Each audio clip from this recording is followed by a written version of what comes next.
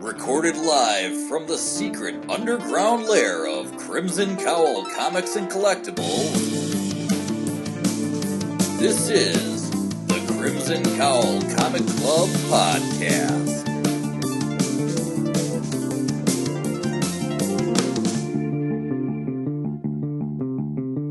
The following issues may contain spoilers. I don't believe it. You fried my fish. I'm Anthony. I'm David. I'm Kirby. I'm Katie. I'm Jim. And I'm Troy. Welcome to issue number 255 of the Crimson Cowl Comic Club Podcast. Each and every week, we meet here to talk about comic books. We have an extra special episode with a bonus segment for a creator spotlight. For the person who spoke last there, we have cartoonist Troy Dongarra. So we're going to do a creator spotlight with him. We won't have any club discussions, but for anybody who is wondering, we do have some upcoming club discussion picks.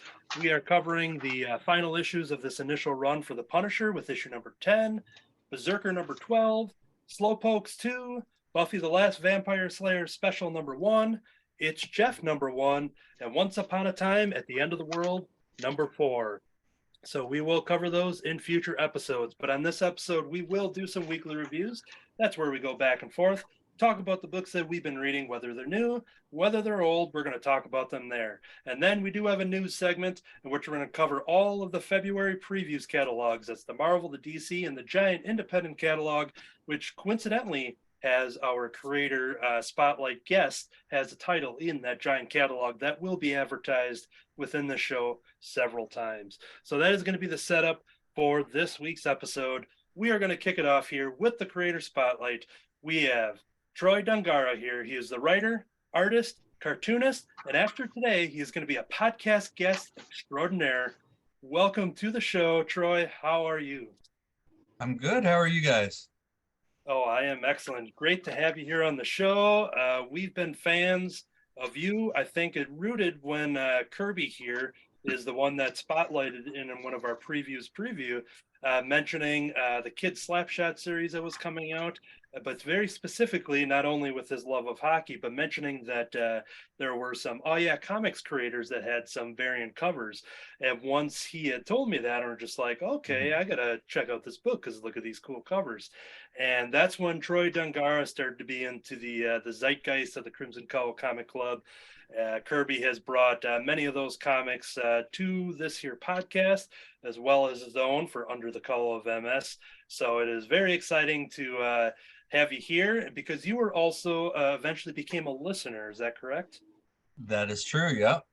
Yes. So this is it feels weird. Just you almost feel like one of our own already. Not just a creator guest. It's just like, hey, we're bringing on listeners now. They just happen to also create awesome comics. So. Well, thank you. I appreciate that. All right. So what we're going to do here in this creator spotlight, we're going to go down the line here and talk to Troy, and we're going to talk about his career as a cartoonist and kind of have some general questions, and then we'll jump into his series as we go on. So the first question I got for you here is, what is your earliest memory with picking up a comic book? Do you remember what character or series that you were drawn to? So I have an Uncle Paul. And Uncle Paul he's about 10 or 12 years older than I am. And so my older brother and I, whenever we'd visit my grandparents, Uncle Paul would bring us to his room and he'd have a big old stack of comics and he'd say, all right, Vince, you pick one, Troy, you pick one. And we would take turns picking them. And I think I usually, because my older brother just wasn't that into it, I usually got most of them, eventually ended up being mine. But there was a lot of like Hawkman and Batman, Conan. One of the earliest ones actually is like a classic Batman 251, the one where it's got like Joker holding up the card and Batman stuck to the card, that Neil Adams cover. I've had that thing given to me from my uncle since I was like 6 years old. Awesome. I can't recall, other than that one, Hawkman, Booster Gold. There's a lot of old DC ones that he gave me. I don't know if I had like if he gave me all of the first Booster Gold ones, but I know I had the one where his twin sister died, or they talked about the twin sister dying. But too many to really name, because it was like literally like 2 shoe boxes full of comics. But those are my earliest memories, where Uncle Paul just kind of lighting the fire under me to read comics. I'm always comforted when I hear about the shoebox thing, because that's where I put my comics too. I still have that very same shoebox that has just a bunch of like loose Richie Riches and things like that, and whatever doesn't have covers anymore. But I literally still have that Right. shoebox that I've been, keeping around for like 30 years now. So Yeah. I'm sorry to say all of my old shoe boxes are gone, but before I really knew about the proper storage of comics and everything, it was shoe boxes. They were a great size for comics. You just have a stack in there. Yeah. And they fit well under any bed, just slide right down. excellent. When it comes to cartooning, at what point in your life did you decide that you can tell stories beyond just everyday sketching? Like, I imagine you would start with just drawing, but was there a moment that you can remember where you're like, if you wanted to do this and you can tell stories just beyond just initial hobby? Not really. I think it was like 2017. On my birthday, there was a convention nearby, and Christy Russo was at the convention. And I wasn't reading or collecting or anything like that any longer. Yep, exactly, Christy. But my wife said, just kind of on a whim, "Hey, it's your birthday. You want to go to a convention?" So we went there and sat and talked with him for quite a while. And so like it was him and what is it? Smith. He goes by Smitty, something Smith. No, not Kevin Smith. Shoot, I can't think of his name. But guy who writes like Mad Balls comics. Anyway, so Smitty was there with him, and I was hanging out with them. They were doing what they did was mostly like kids comics. There were some other creators at the same convention that were very like X-rated type comics, and the vibe that these kids comics creators were kind of had around their table was just really good and upbeat and energetic and fun. And then you would go over to these kind of X-rated art tables, and it would be sort of like, it just wasn't a good vibe at all. So as we're walking around, we kept finding ourselves coming back to them and hanging out with them and talking to them and asking questions. And I left that convention saying, I want to try it. As far as when I knew that I could do it, I guess I'm still sort of waiting for that feeling like, yeah, I got this down. Which I don't really have that feeling, to be perfectly honest with you. And when it comes to the sketching, was that an early on thing? Were you always just kind of an artist, or had art classes, or has it been a more recent thing? No, I've been kind of doodling since I was a little kid. My mom still tells stories of me walking around with like a pencil that was sharpened all the way down to the eraser, and I just would not throw it away because it was still good. It still had some life in it. So I don't unfortunately, I don't know like a time when I've like sort of flourished, but I just ever since I can remember, I've been doodling. Cool. All right. Now, the big question here is, if Marvel or DC gave you a blank check to draw any character for a 50-issue arc, there was no more, no less. They're like, you know what? We're giving you 50 issues right off the bat. Who would you choose without ever getting bored? Like, this is a character that is a favorite of yours, and you're like, yep, I could draw this character forever. Do you have an answer for that one? I have several answers for that one. You can put them in a big team up book if you wanted. It's up to you. Well, it would have to be, to keep me from getting bored, it would have to be some sort of a thing that would allow for anthologies. So do you remember Marvel Comics Presents? Sure. Yeah. Okay. Instead of like Wolverine and Ghost Rider being the stars, though, it'd be Spider-Ham and Spiderling. So do you from the shoot, I think it was Dan Slott started it, but it was Amazing Spider-Man Renew Your Vows. And at the beginning of it, it was Peter Parker Spider-Man, and then Mary Jane had some sort of a costume where she could siphon powers off. And then they had a daughter who had her own spider powers. And I want to say for like 12 issues, the daughter was wearing like a bicycle helmet. No, that's after they aged her up. Yeah. They aged her up like when she was a kid yet. Okay. Yeah, they took her from being like 9 years old to 17 years old overnight. But I like the younger version that would get in trouble. She had like a bike helmet for her helmet was a bike helmet, and she palled around with Norman Osborn, who was just like a little kid, and they called him Normie. And so I thought the two of them together would make a lot of fun mischief. And then on the DC side, something along the lines of what Franco did with Dead Man Tells Spooky Tales, but instead of Dead Man, it would be the Spectre. And I don't know what it would be called, but it would be like a horror anthology starring the Spectre. Maybe Beyond the Cloak of the Spectre, Kirby. What do you think about it? You get naming credits. But where the Spectre would tell tales, and it would include all of the kind of creepier DC figures. I really like the avatars that they do in the Swamp Thing comics, where they have like Swamp Thing is the avatar of the green, and then they have another character is the avatar of the rot and of the red. I think there's a lot of potential with that too for a creepy comic. Cool.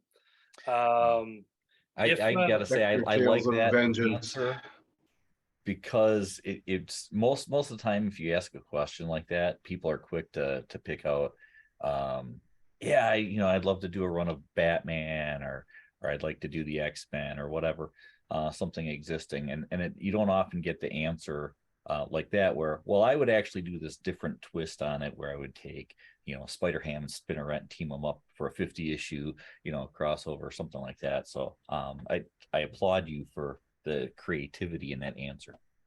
Well, thank you. Also, I probably couldn't do justice to Batman. I don't think Batman could do justice to Troy Dongarra, if you ask me. So. Oh, I thank you. Thank you very much. And yep, just making sure that check cleared. Okay, we're good. And one other question here is, do you have any like big influences on basically on your drawing, on your storytelling in general? Is there any creators that you were drawn to where you're like, all right, I want to do something like them, or basically they inspired you? Chris Giarusso is a big one. As far as inspiration is concerned, he's probably the biggest. From a storytelling standpoint, I'd say like old back issues of Mad Magazine are probably the biggest influence there. A lot of tongue-in-cheek stuff. I don't like serious comics. The world around me is too serious. I don't need that in my comics, so I like silliness. So Mad Magazine's kind of, I'd say, I don't know if it's the biggest influence, but it's the biggest influence that I can think of right now. Yeah, I think with all the titles that we're going to be talking about soon, that I think that fits the description well of not taking things seriously, having a lot of fun and stuff. So that answer checks out definitely. Now, if I'm not mistaken, cartooning isn't your only job. Now, how do you manage your time for sketching as well as your storytelling, and just between the work life, the home life, and do you have kind of your own set schedule and days? How do you go about doing that? Insomnia helps. Staying up too late. I work shift work, so I have days off in the middle of the week as well. So I'll have between 2 and 3 days per week, depending on the rotation I'm on, where I'm home and the kids are at school. And those are times when I do it. Now, if I have a weekend off, I don't do any kind of cartoonings because the kids are home. And, daughter's 13, the son is 8. It's going to be, in a snap, they're going to be off to college. So I don't want to spend time with my face in a piece of paper while they're home. But for right now, it's just those days. And I can only do it because of shift work. But right now, it's those days where I have time off in the middle. I think Scotty Young had recently talked about that too, where he doesn't work weekends and he just gives himself like the 9 to 5, and he's got his studio and everything. But he was very, very much like what you said, where the weekend, he's got 2 kids and they're probably roughly around those same ages that you said too. And so it's always interesting when you see how creators do that. If they give themselves their a set time and day, and some people like that structure, other people, like you said too, insomnia, and that just kind of wins over, and you just take advantage of that no matter what. But so how strict are you with doing the cartooning art in that what would be free time for most people? Do you schedule out that time in there? Do you stick to it, or you just how does that work for you personally? I know a lot of people have difficulty with being able to structure on their own the time to do things like that. I try to think of it like it's a job. Like I have to, it's something that's got to get done, and I'll give myself deadlines. And it doesn't always work out. Sometimes I'm just not feeling it, and I want to sit back and just play video games or read a book myself. But I try to think of it as like a job, to where if I'm by myself, the kids aren't home, and I'm not working with my regular job, that this is now my job to work on. So I know that's sort of not like an answer, but it's as close as I think I can come up with while being honest with you. It's like that I try. Oh, no, that works. Now that is it for my my pre-questions here. If anybody wants to jump in, kind of talk about, in the same overall idea of his cartooning and stuff like that, feel free to jump in. Yeah, I'd like to know, what is the earliest published moment of Troy Dongarra? Was it the original Slapshot, or was there something before this? The Savage Dragon number 12. Way back in the 90s, Eric Larson published a sketch of mine in the letters column. Ooh. So that would be the first published thing. Okay. And then, I mean, like high school newspapers and things like that. But I think Savage Dragon number 12 would be what would be considered the first published. Now we have the benefit that we don't record live and stream to YouTubes and Facebooks and everything. So this episode will come out in a couple of days. So that means we've got the heads up of our crazy audience, where we can rush out and get back issues of that before it sells out. You're going to see that just like after the James Gunn announcement and, Supergirl World of Tomorrow, all that stuff started selling out at the publisher. I'm going to give us a couple days to get that Savage Dragon issue before the masses just eat it up. So. Well, I mean, if memory serves me correctly, he bites out a dude's tongue.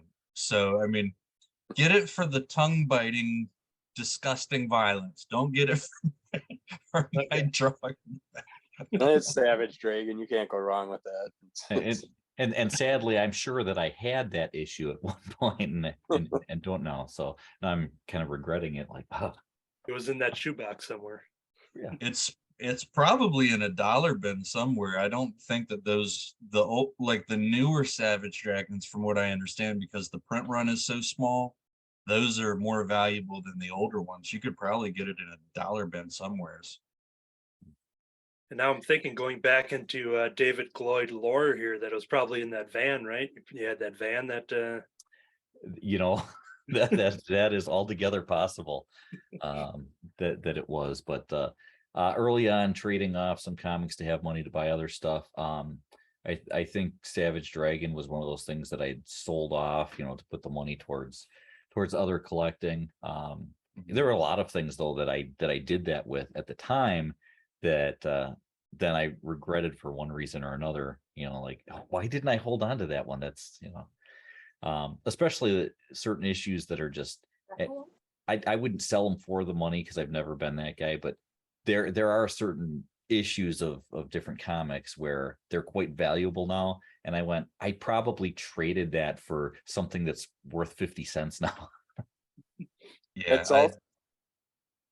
I That's feel your also pain on that. appearance of She-Dragon, apparently. Yes, yeah, that's the cover. Oh, I thought turning on the light would help, but no, it just yeah, the first appearance of She-Dragon. And I think that's the cover. I don't remember, is She-Dragon like holding up the Savage Dragon, like she beat him up or something? I don't recall, but She was I bought, Anthony had mentioned at some point. Okay, so she's beating up Super Patriot. Look at that, 99 cents. You can get that for a steal right now. my wife's Until this ordering. podcast comes out, of course. Yes, yes. The those early issues, I think they were just so fun, and they were also kind of naughty. Where I didn't let's see, I was 12 when that came out, something like that. And you had the main character biting out a guy's tongue in it. It was a bit excessive. And being a little kid, a lot of times that's what we like. Is it's funny that you tend to, as we get older, at least this is the case with me, I gravitate towards more childish things in comics and in my entertainment in general. But as a kid, to have a book where the main character ripped someone's tongue out, actually bit someone's tongue out, it's just a little like, ooh, Yeah, it's I gotta have this. Yep. It's moments like that where a lot of people, if you're an adult comic book reader, being like, "You read comic books? Aren't those for kids?" Being like, "Well, there's a lot of comic books for kids, but there's also a lot of comic books that aren't for kids." And Yeah. Yeah, and Strangely a lot enough, of those those were the ones I liked as a kid. a lot of those comics end up, and I don't know where you were buying your comics from at the time, but most of the stores, I mean, they're on the same rack with all the stuff that probably was more age appropriate, because you didn't really have necessarily like kids comics, at that time. So they're all just kind of on the rack. Now you had the straight up like adult, not for kids stuff that was usually on a separate rack or whatever. But most of that stuff was just all right there. free for all. Yeah, and oddly enough, back then, I want to say Vertigo was starting out around that same time the Image was out. Like the earlier images were out. If you would pick up something from Vertigo, it might show someone's breast or somebody's butt, but it would never have such horrible violence as the Savage Dragon that was right there for any kid to grab. So I kind of, I don't know what it says about our sense of what should be censored for kids or not, where we censor bodies and openly display tongues being bitten. Even nowadays, I mean, you go into the book world stores and the standard bookstores, and in the kids section, you'd have the Archies, the Scooby Doos, the Transformers, and stuff like that. But now, if you put the Archie books down there, a good variety of them are more adult versions. They're pushing that way. So, yeah, I've not read a lot of. My daughter was really into the Betty and Veronica stuff for a period of time, and I like the art, but I hadn't read a lot of them. I had mentioned to Anthony that I recently watched the first episode of Riverdale. I'm definitely Team Betty. I think we all are. Yeah, we're almost thinking about just making that the new podcast name is Crimson Cowl Team Betty, so. All right. Anybody else have any questions to throw out for Troy before we jump into the individual comics of his? One more quick one that's pre-Slapshot, but is there any hockey influence in your childhood or your life? Did you play hockey, or are you obsessed with hockey at all? I played ball hockey. Okay.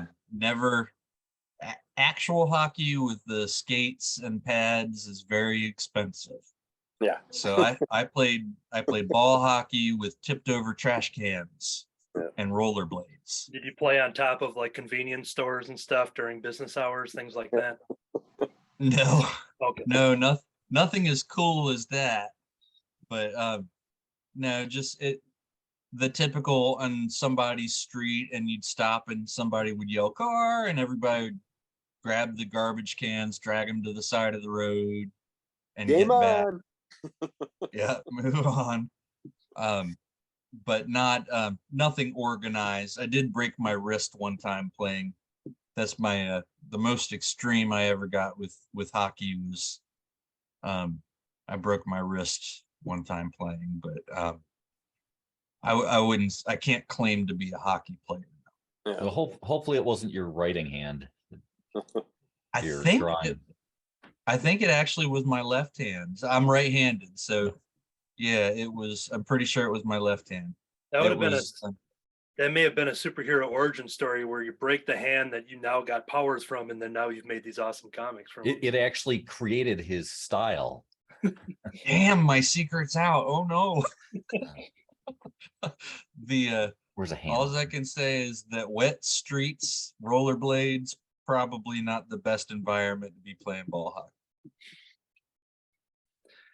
All right. Well, there's ball hockey that takes place in a certain issue of a series called Kid Slapshot. So what we're going to do here is jump into three specific segments highlighting some of the work that Troy has created. We have Kid Slapshot. If you ever wished your favorite merc with a mouth was suitable for all ages and unhealthily obsessed with hockey, your wish has been granted by Kid Slapshot. He's the last human boy alive on a planet of monsters known as Pitshole, and it's the Pits. When the cosmic deity gives Slapshot, don't call him kid, a choice, he leaves his homeworld with some awesome new gadgets and his best pal, Dilsey. Together, they set out in search of a new home and a good time. Instead, all they find is trouble. Now, this is part of a series of one-shots that they do connect, but they do work in a standalone fashion. They get a little recap going on there. So what we're going to do here, Troy, if you want to kind of talk about inspiration and kind of what led you to Kid Slapshot, and anybody in our peanut gallery here, feel free to chime in with questions and reactions if you've read any of these issues. But we will kick it off first with Troy, kind of talking about how Kid Slapshot came to be and why I'm holding it in my hand right now. Well, like you mentioned in the earlier question, what would you, if you had to do something that you knew you weren't going to lose interest in, that's basically how I came up with Kid Slapshot, was drawing a bunch of different character ideas and trying to figure out what is it that I'm not going, what kind of character would I not lose interest in? And that's what I eventually came up with. Initially, it was just Slapshot. He was older, had a little bit of a different power set. And then after I had self-published about 4 issues of that, in which Kid Slapshot appeared in there, I decided that I really liked the Kid Slapshot element a little bit better than the regular Slapshot. So that's the one that I pitched, and it ended up getting picked up by Keen Spot.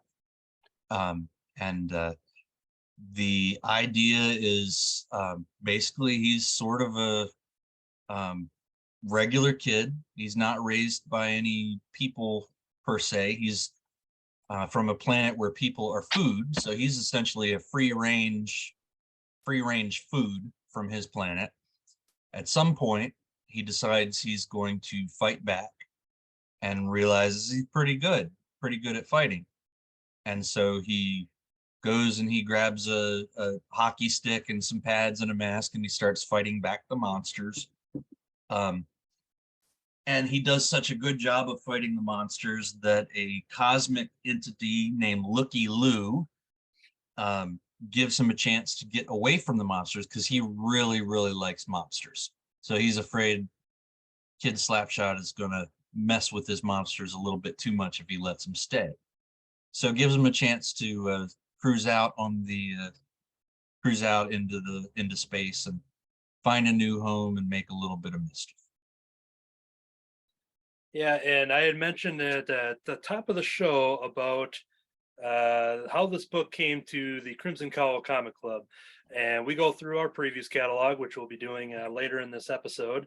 And it was something that I know I initially had missed. But while we went through that, Kirby had mentioned that there was a new series. Now, Kirby can talk about this as well with him being a hockey fan, but he let us know that creators that we frequently talk about here on this podcast, being Art and Franco and Scoot McMahon, that they had variant covers for Kid Slapshot #1. And once I had heard about those, I'm like, well, I don't know what it is, but hey, we have Art and Scoot covers, a Franco one that would come down in a future issue. And so then I'm like, all right, I'm just going to add it. But it was thanks to Kirby with being quick to notice that. So Kirby, how do you remember when that kind of caught your eye? Was it because of the Oh Yeah influence, or was it the hockey and you just happened to see it? No, it was the hockey character, just hockey stick, just that Casey Jones feel to him. Just when I seen that first cover, and then of course I'm like, Art, Franco, they have influence on this, so I have to know more about it. And of course, then I had to get a variety of covers, and but yeah, once I read it, I fell in love with the character instantly within the first couple pages, and yeah, I was stuck on it from then on. So Yeah, and like I had mentioned before, how Chris Giarusso is sort of a big influence on me getting started. It's sort of a natural progression to go from Chris Giarusso over to the Oh Yeah guys, and very quickly became fans of theirs as well. And Scoot actually gave me a lot of pointers on trying to get the line quality, my line quality better. So they're very open with their pointers and very friendly to other people that aspire to do what they do. Yeah, it seems like a lot of people in that Oh Yeah comics circle with Art and Franco, Scoot, and you got your Dave Scheidt, and like all of them. I know that especially with like Matt Fife, who was a previous guest on this very podcast, friend to us here. He's had nothing but good things too, and when coming with getting news or getting critiques and suggestions and guidance from the creators that you had mentioned there. yeah, same with Art Baltazar's videos when he's doing his drawing live online. He's very open about the equipment he uses, and a lot of creators that happen to pop on the show will also help people out and give them references to good things to get to and use. He's hilarious when he's using those paintbrushes. Yeah. Oh yeah, big thick lines. Oh, thick lines. And he's always doing all the sound effects and everything too when he goes through, and it's always like dum, yeah. And it just It's funny, I find myself at work saying things like, oh yeah, I'm down with the thickness. Like that. Now, speaking of Art and Franco and everybody, now on the back of the Kid Slapshot #1, you do have a bunch of the variant covers, quite a healthy list here of different creators as well as blank sketch covers. Now, is this something that being picked up from Keen Spot, is this something where they reach out to them, or do you have control of like, hey, can you do a cover, or how did that come about to get such a healthy list on what would end up being kind of a first outing out for you? That was all on me. They encourage lots of variants and as many big names as you can get. So anybody that I had conversations with that had actually responded to those conversations at that, by that time, that I felt like would be a good person, I reached out to. Some I could afford, some I could not afford, but I felt like because of the overall feel of the story, I felt like the Oh Yeah guys, Scoot and Art would be good fits for it, because I thought that if I didn't know how much they would be willing to, advertise that they had done a cover, because my social media reach is not that far. I don't have that much of a reach, but whoever they did reach wouldn't be disappointed by buying it, because it would be something that's in a similar vein to like Scoot's wrapped up books or the Oh Yeah typical all yeah comic stuff. There is a moment in Oh Yeah Comics podcast history in which I was incorrectly credited as the creator of Kid Slapshot for about 3 seconds when I had brought up the cover saying, hey, they're in the catalogs. They're kind of doing plugs. And Word Balloon, John Suntress had brought it up on the screen, and then he was like, "Oh, is that Anthony's book?" And I had to quick like, "Oh no, I'm just talking about the covers," So there was a moment in time where I was a credited creator of Kid Slapshot, but I made sure to give credit where credit's due. Congratulations, Anthony. I hear it's a good book. Yeah, thank you. And then I tried reaching out to Jack Kirby for a cover. Frank Miller, all of the big icons you can think of, but I'm sure it just got lost in their junk mail or something. I did the same. Would you believe Todd McFarlane wouldn't take my call? I couldn't believe it. What kind of big shot does that guy think he is, huh? And we had brought this issue to this podcast for a normal weekly review, and I know myself and Kirby had read it, and I remember being so surprised, not knowing that it was very Silver Surfer, Galactus, and Uatu the Watcher inspired with the parody. And as I was reading and talking about, being like, well, I bought it for the art and scoot covers, and then I'm reading this thing, I'm like, oh, this is getting into my wheelhouse with the kind of characters that I love, and so I remember just going to be buying it to get the cover credit, being like, yep, I'll put it in their pile. And then it turned out being like, oh no, I'm digging the heck out of what you're delivering there. So, I'm really glad to hear that. Thank you. anybody else who has read Kid Slapshot, if you want to jump in, if you have any questions or reactions or anything like that. Yeah, actually, I've got a question. Really, as far as the writing aspect of it, because it is this silly, humorous thing. And I think a lot of people have a hard time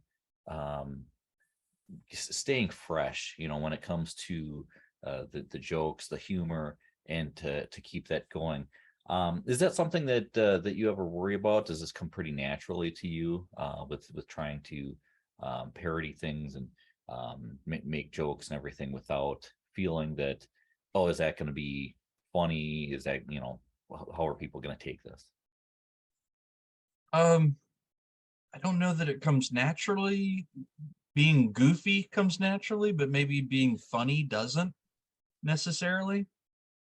I just try to be goofy and hope that somebody else has that same kind of offbeat sense of humor. And as far as things getting stale, I couldn't think of it whenever you were asking me about influences at the moment, but like Sergio Aragonés with Gru, I used to love those comics, and it seemed like every single comic had a joke about cheese dip, a joke about how dumb he was, and a joke about how I can't recall at the moment, but it's like there's often a lot of repeating gags in there. So I don't really worry so much about being fresh with it. I just hope that my goofiness comes across as comedic for somebody. I would think with the Mad Magazine influences and all that stuff would kind of help with parodying the comics. And now, music-wise, Weird Al. I like Weird Al. I do like Weird Al. Have you ever thought about putting music to any of the comics, like a playlist?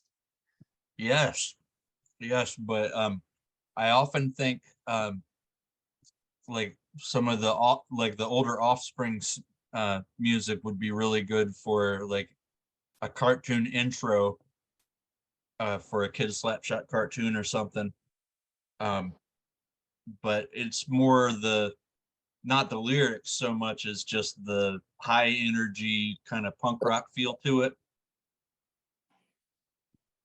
And with Kid Slapshot, we, like I mentioned, that they're all, they all serve as standalone one shots, but they have the connective tissue. They kind of catch you up on the story, because we had Kid Slapshot #1, and then there was the Kid Slapshot versus Major Extreme. Mhm. And that, it kind of gives you the recap in case nobody had picked up that other one. Kind of gives you, just catches you up to speed. But I felt they work very well as that kind of standalone. And then in the catalog, we do have the upcoming versus the Zamboni, which is in Mhm. the previews catalog right now, which is another one shot. They Having should read have the a lot of covers again that you're gonna want. Yeah, we found that it's very difficult when you go through and be like, all right, oh, well, I should probably, maybe I just get that. Well, I have to get this one too. And then you end up buying at least, a couple, 2 or 3 covers. Well, the main covers are the ones that tend to sell out.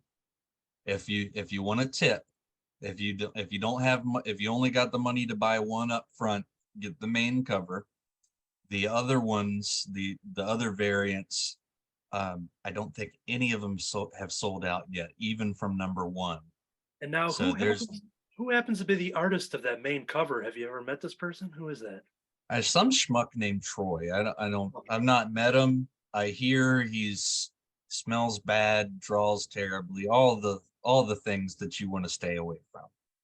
But hey, heck, he can draw and sell out a cover A, that's for sure. Well, yeah, it's Um, but yeah, like I said, it's the third one is coming out in April. These ones all serve as just kind of Art Baltazar has that kind of style with just in current comics right now you get up to issue 1000 of this and issue mhm, 53 of that, and while your story actually continues to progress and each thing just carries on to the next one, but it mhm. is doing, I think, a good job of reading them in any order and just, if anything, inspire you to go back and find the other ones. So Yeah, and that was a big thing for me because I know that these things aren't cheap anymore. They're not $1 and they're not available at every drugstore on every corner. So if somebody's got to go out of their way to find them, I want them to get a whole story out of it. I'd hate to have somebody upset because they could not find the second part of a story, or I took too long to make the second part of the story to where they lost interest. So I want them to have a complete product with each issue. Yes, thank you for that. You're welcome, Kirby. Anybody else with any Kid Slapshot questions before we move on to the next one? And before we do that, I was going to show this off. I showed this to Troy earlier in the week, but I did myself a little fan art here of Kid Slapshot and Looky Lou. And I did a little homage to one of the Silver Surfer covers from the 80s. And so, yeah, after rereading these issues and brushing up before the podcast and everything, I'm like, yep, I need to go through and do some fan art. So, yep, there we go. So a And you little did a art heck from of a one of the job, too. original not creators. Yeah. Cool. All right, so the next thing we're going to jump over to is a book here called The Mango Lorian. This is an obvious parody about the toughest delivery drivers in the galaxy, the Mangos, and a package delivery that tests our hero Lorian's mettle.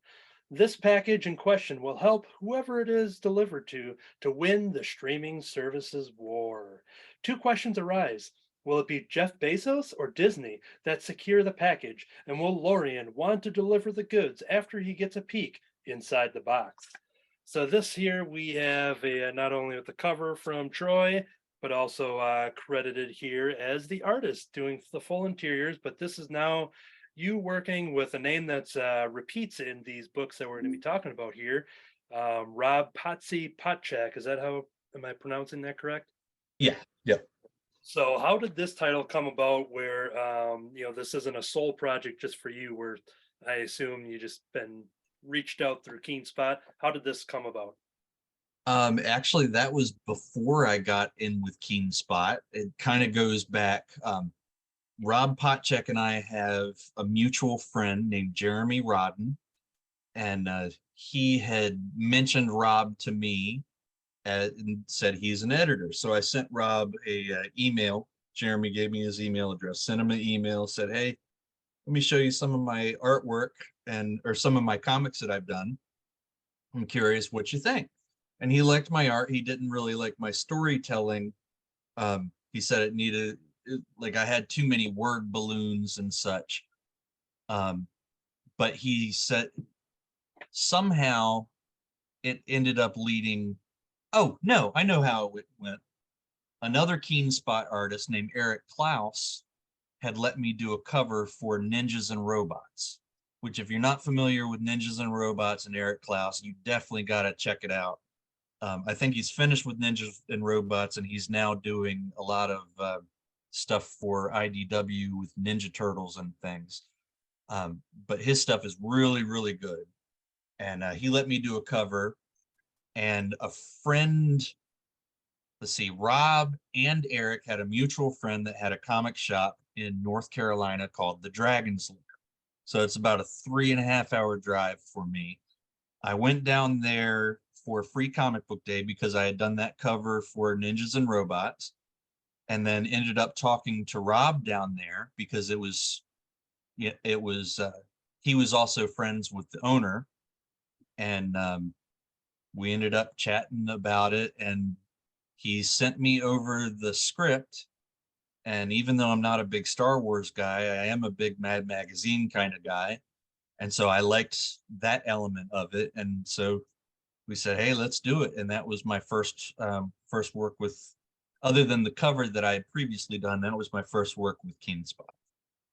Yeah. And actually that was actually my first work that was published that wasn't self-published as well. Yeah, you could definitely see the Mad Magazine influence here when it comes to just all the parody. You're looking at everything from Star Wars to Marvel to Looney Tunes. There's some Teletubbies, there's some Elf. This is all just on the first page, everybody. And it goes deeper into like, Superstore and NBC, and you got Spaceballs, and it's pretty ridiculous, and I don't think it lets up. Like it doesn't get old. Like the flow of it just keeps piling on, and it's remarkable just how ridiculous it gets with the parody, and it's still a cohesive story, being a full issue by itself. Yeah. And if there's anybody that's interested in getting into doing comics, Rob Potchek is pretty good guy to get to know. That first page that you had mentioned where they're going into the bar and there's Alf and then there's the Looney Tunes and all that stuff. He was very open. He just said, he goes into a bar and there's aliens there. And that's all he said. And he was like, so any detail you want? I said, no, have fun. And so I had fun. I drew Marvin the Martian splatting on the wall. Yeah, once all the Spaceball stuff started happening, then I was getting extra excited. That's a top favorite of mine. Anybody else here who has read the Lorian that wanted to throw in anything about questions or favorite moments, things like that? Well, I did have a question about you working with Rob Potchek, and you just said that you talked to him. Was there any chance that you guys ever talked about possibly doing a couple wrestling parody comics? I watch his wrestling YouTube channel every now and then with his buddy that they sit there and watch wrestling live and talk about it. And yeah, I mean, never say never. He does. Wrestling books are big right now. Yeah, he loves wrestling. My problem, I really enjoyed working on that book with Rob. I think he did an awesome job on it. But there's only so many hours in the day that I have available. So, and I've actually overextended myself a little bit already just with my own stuff. So, but like I said, never say never. There will be a point where I won't have any more Kid Slapshot stories to tell. And Rob will still probably have a notebook full of goofy parodies for me to choose from. And I will say yes, because I think he does great with those parodies. Yeah. Cool. Anything else for Mango before we move on to the last little spotlight here for Troy? All right, we will jump right in because I think we're going to have some questions with this one, especially with the big name that's across the top of the title here with Tim Seeley's Lucky. Lucky, All right. Tim Seeley puts the spotlight on his quirky superheroine Lucky in this fortuitous all new series. It's been a few years since the Super Beasts were a team, and their youngest member Lucky feels responsible for their demise. After all, the power to steal luck from everyone nearby is not ideally suited to a team. Down on her luck because she's stubbornly refusing to use her gift, Lucky inadvertently discovers a plot by an old nemesis to assassinate a former teammate. Now she must come to terms with her powers and learn how to go solo. It's time to get lucky. This is the most recent release as of like the last month or so. And this is one of those things that Tim Seeley, a very popular creator in the industry, Marvel, DC, Independence, he's got his fingers in every aspect of the publishing world of comic books. And he holds a special connection to where we podcast from, being Wisconsin, because he grew up not too far away from here, within a couple hours. And while he's been successful with things like Hack Slash, Revival with Mike Norton is one of the things that really drew me into Tim Seeley's work. And after he's him and his booth there with Tim, Mike Norton, Ryan Brown, and Jenny Frizen, and Steve Seeley, that whole crew, they always have the same section in C2E2 in Chicago. And it's always a constant stop because there's always going to be a new book that Tim Seeley has to sign that's in the mail there. And so when I first saw this, being like, oh, Tim Seeley's got a new book, he's one of those that has at least half a dozen projects going on at once, so you're always going to see his name, and there's several more people like him. So it's one of those being like, all right, this really has to sell me because I can't afford every Tim Seeley book that comes out there. And then I happen to see a very recognizable name from the last couple months, being Troy Dongarra, being credited for pictures and words. So that immediately would have been a pass, just because I can't get every Tim Seeley book.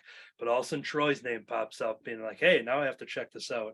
Now it is created and plotted by Tim. Yes. If I can say, this is probably like the one person in the whole world that bought that book because my name was in it, not Tim Seeley's name. Oh, there's a couple of us. We'll narrow it down to this podcast, but honestly, that was the selling point, because hey, I may come across this book somewhere down the road, just being like, all right, Tim Seeley, I'll pick that one up. We follow his Kickstarters and doing all that kind of stuff. And but yeah, once I saw that name, being like, well, I got to add it to the Troy file in my comic book room. I do love Tim Seeley, and he is from Wisconsin, but if you really look at his bio and stuff, says that he's originally from Illinois, and some of the bios that I came across and stuff. So yeah, I know, like, yeah, it might be one of those where like he probably was raised in Wisconsin or whatever, but then moved there. Whoever wrote the bio, though, that may not have been him, because I seem to remember him posting like some picture of like a frozen wasteland and saying, my God, I did grow up in a winter wonderland, and it said Wisconsin on it. And that's where his Revival series with Mike Norton takes place. Like all like the farmhouse and all of the scenery that's used in that series is all based on where he grew up, and like his actual house, and the yards and fields and things like that. But yeah, so he definitely spent the majority of his time in Wisconsin, but he didn't go too far away once he started going into the Chicago area. Lucky is credited as created and plotted by Tim Seeley, but you are credited as pictures and words. So how does a project like this, also from Keenspot, come into mind, especially with such a mega industry name as Tim Seeley above it? How did this come onto your table? Via Instagram. He had drawn Lucky's a character from a group that he created called the Super Beast. And he had drawn, in, I don't know where it was published, but he had made a Super Beast comic in the past. Which, by the way, you can read for free on Keenspot on their website. It is advertised that you can download and read Super Beast for free. Go ahead. Yep. And that was really cool of Tim to allow us to put that up there. It was very, very cool of him. But he had redesigned his characters from the original Super Beast. He didn't draw the original, but he'd redesigned them and he'd posted it. And I was going through them, and I mentioned on one of them, and it was Lucky, I really like this design. That's really cool looking. And I don't recall if I just commented on the picture or if I sent him an email, or I'm sorry, if I sent him a direct message, but he said, hey, send me an email after I sent it. And maybe I said something to the effect of, that's a cool looking character. I wouldn't mind drawing a story with that character, or something to that effect. He said, so send me an email. So I sent him an email. He said, let's do it. I said, huh? It's like, let's do it. Let's make one. I said, okay. So would you come? Initially, he was going to write it, and he sent me a plot, and he said, tell you what, let me see what you can come up with as far as fleshing out this plot. So I fleshed out the plot, and he said, cool, run with it. And then I turned it in for him to put words in it. And he's like, let's see what you can come up with. And so I did it, and he said, cool, run with it. So, I mean, he was very, very easy guy to work with, incredibly generous with his time. And can't say enough nice things about Tim Seeley. I've never met him in person, but like, if I do, like, I'm buying all the coffee, I'm buying all the beer. You know, he's a really great dude as far as I can tell. Yeah, that definitely checks out with a number of times that I've conversed with him and just everybody else who's worked with him. He's just such a positive force, and every project he's on, that's probably a good reason why he works in so many different things. And while he could simply just have an independent career with all of his own, self-created stuff, but he still, comes back and does work with DC and Marvel, and is just all over the map. So Yeah. anyone else who has read Lucky here or have any questions about that, feel free to jump on in. Mine mainly got answered because I was going to ask about Super Beast and then whether or not you worked with Tim or if you guys worked remotely and stuff when you were working on Lucky. But yeah, those all pretty much got answered. So no. I was just gonna say, and we won't keep going on and on about Tim Seeley, but when I first learned of this book, I was more familiar with Tim's work on, in the Marvel and DC and Revival, which I read.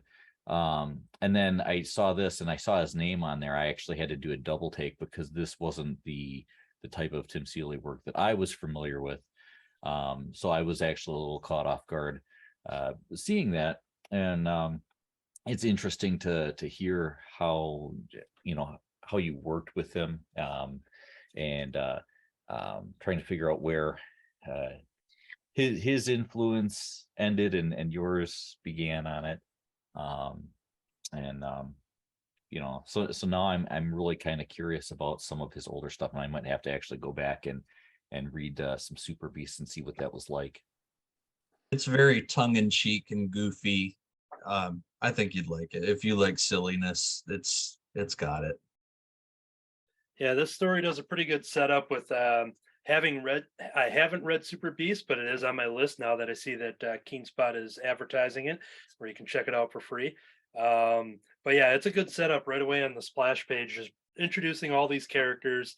The Bogeyman, the Grave Angel, and Dracula Man, Animated Man, and Lucky. So yeah, they're all kind of thrown right there, and you kind of just get the initial setup of this team and how they've kind of dispersed over the years and where they're sitting now, and just following Lucky, just trying to just kind of living, kind of like the poor life, and just doing pizza deliveries and stuff, and dealing with jerks, and basically trying not to use her powers. And it just gets to a point in the story where she eventually is realizing all this bad stuff that's happening, things that are connected to her former teammates, and she's basically kind of forced and thrusted into kind of suiting up again. And that's kind of the overall idea of this. But Immediately, I was pretty into this, and there is a advertisement for a Lucky's Tales, which is the next issue coming this summer.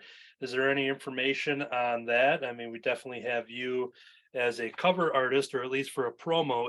Do you have the same involvement, or anything you can say legally yet about this?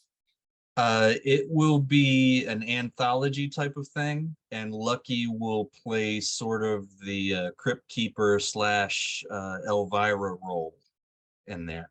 And I do want to throw in something else on Lucky. It was colored by the same colors that's doing Kid Slapshot, Billy Parker, and he really, really did an awesome job on that book. And he colored both Tim's cover and my cover to the book. He's on, I think he's at Comics with an X on most social medias. He may be on Facebook as Billy Parker, but he did a really fantastic job coloring on that project. Also is Kid Slapshot, but I know that when it's a little bit less stress coloring for Troy than it is coloring for Tim Seeley. So he really knocked it out of the park.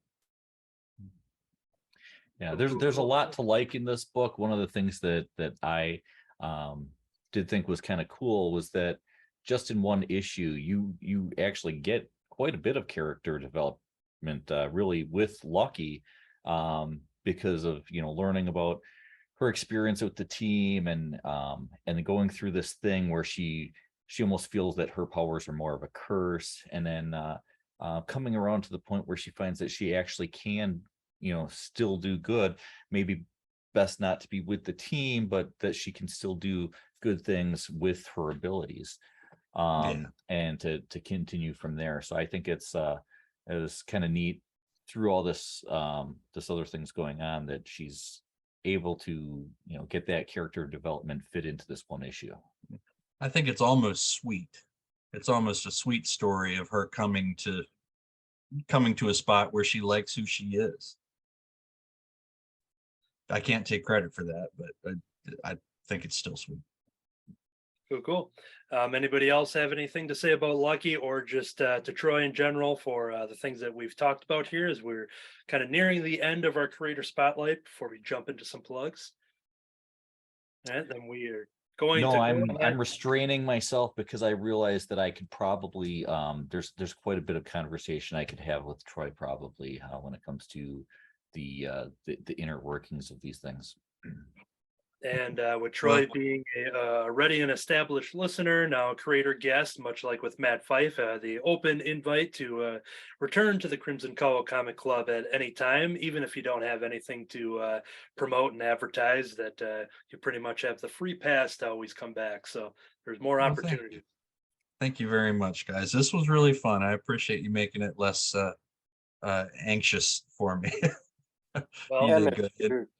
And David, any questions you want to chat, hit me up. You got my you can send me a personal message or whatever. Happy to answer any questions if you truly have any that you don't want to put on the Crimson Cowl. I'm here, man. Yeah, well, it's more just, and we'll get into a little bit later in this very podcast what I've got going on. So I don't want to turn it into the David show. So but yeah, I might take you up on that. Okay, very cool. Kirby?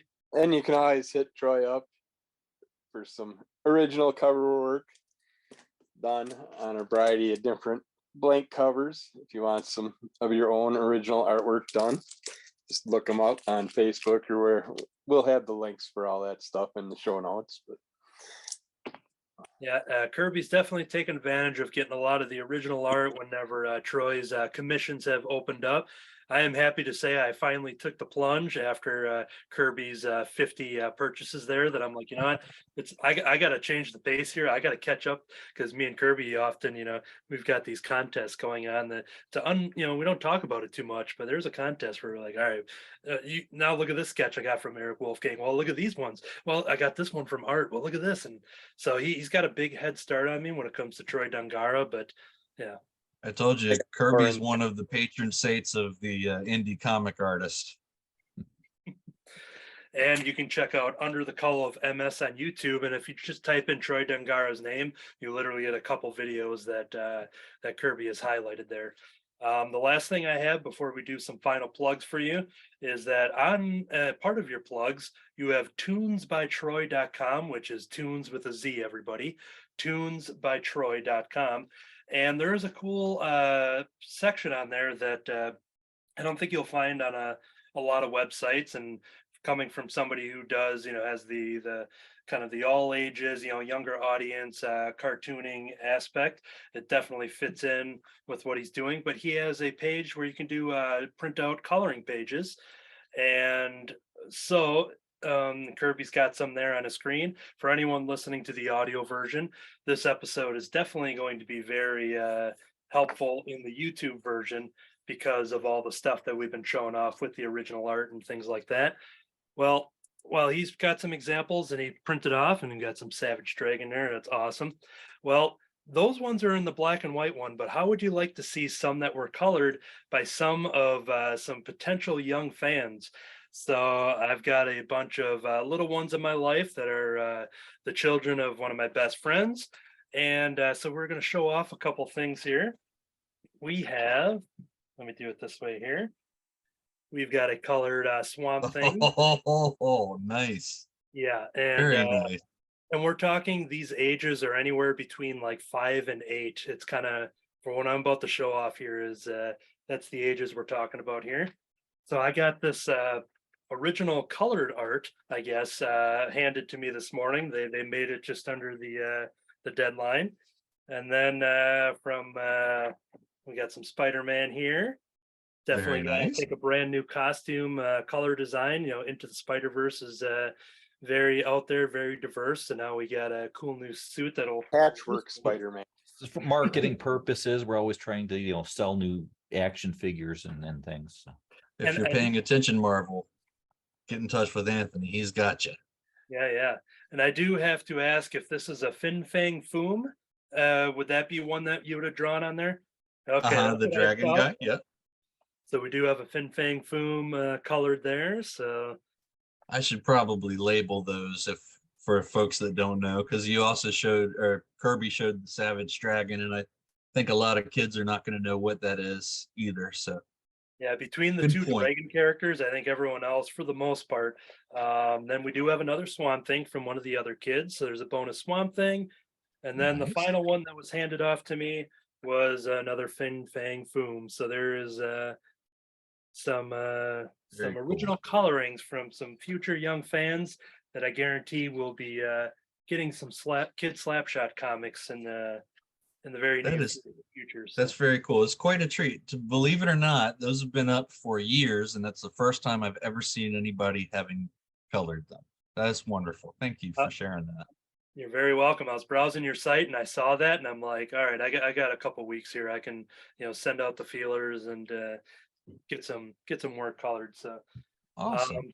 So yeah, as we wrap up your creator spotlight here, is there anything in general on basically how people can follow you, find you? We have the tunesbytroy.com, tunes with a Z. So basically your plugs, future Comic-Con appearances, maybe future projects you can tease. Basically, this is your moment to kind of tell us what Troy's up to and how to find you.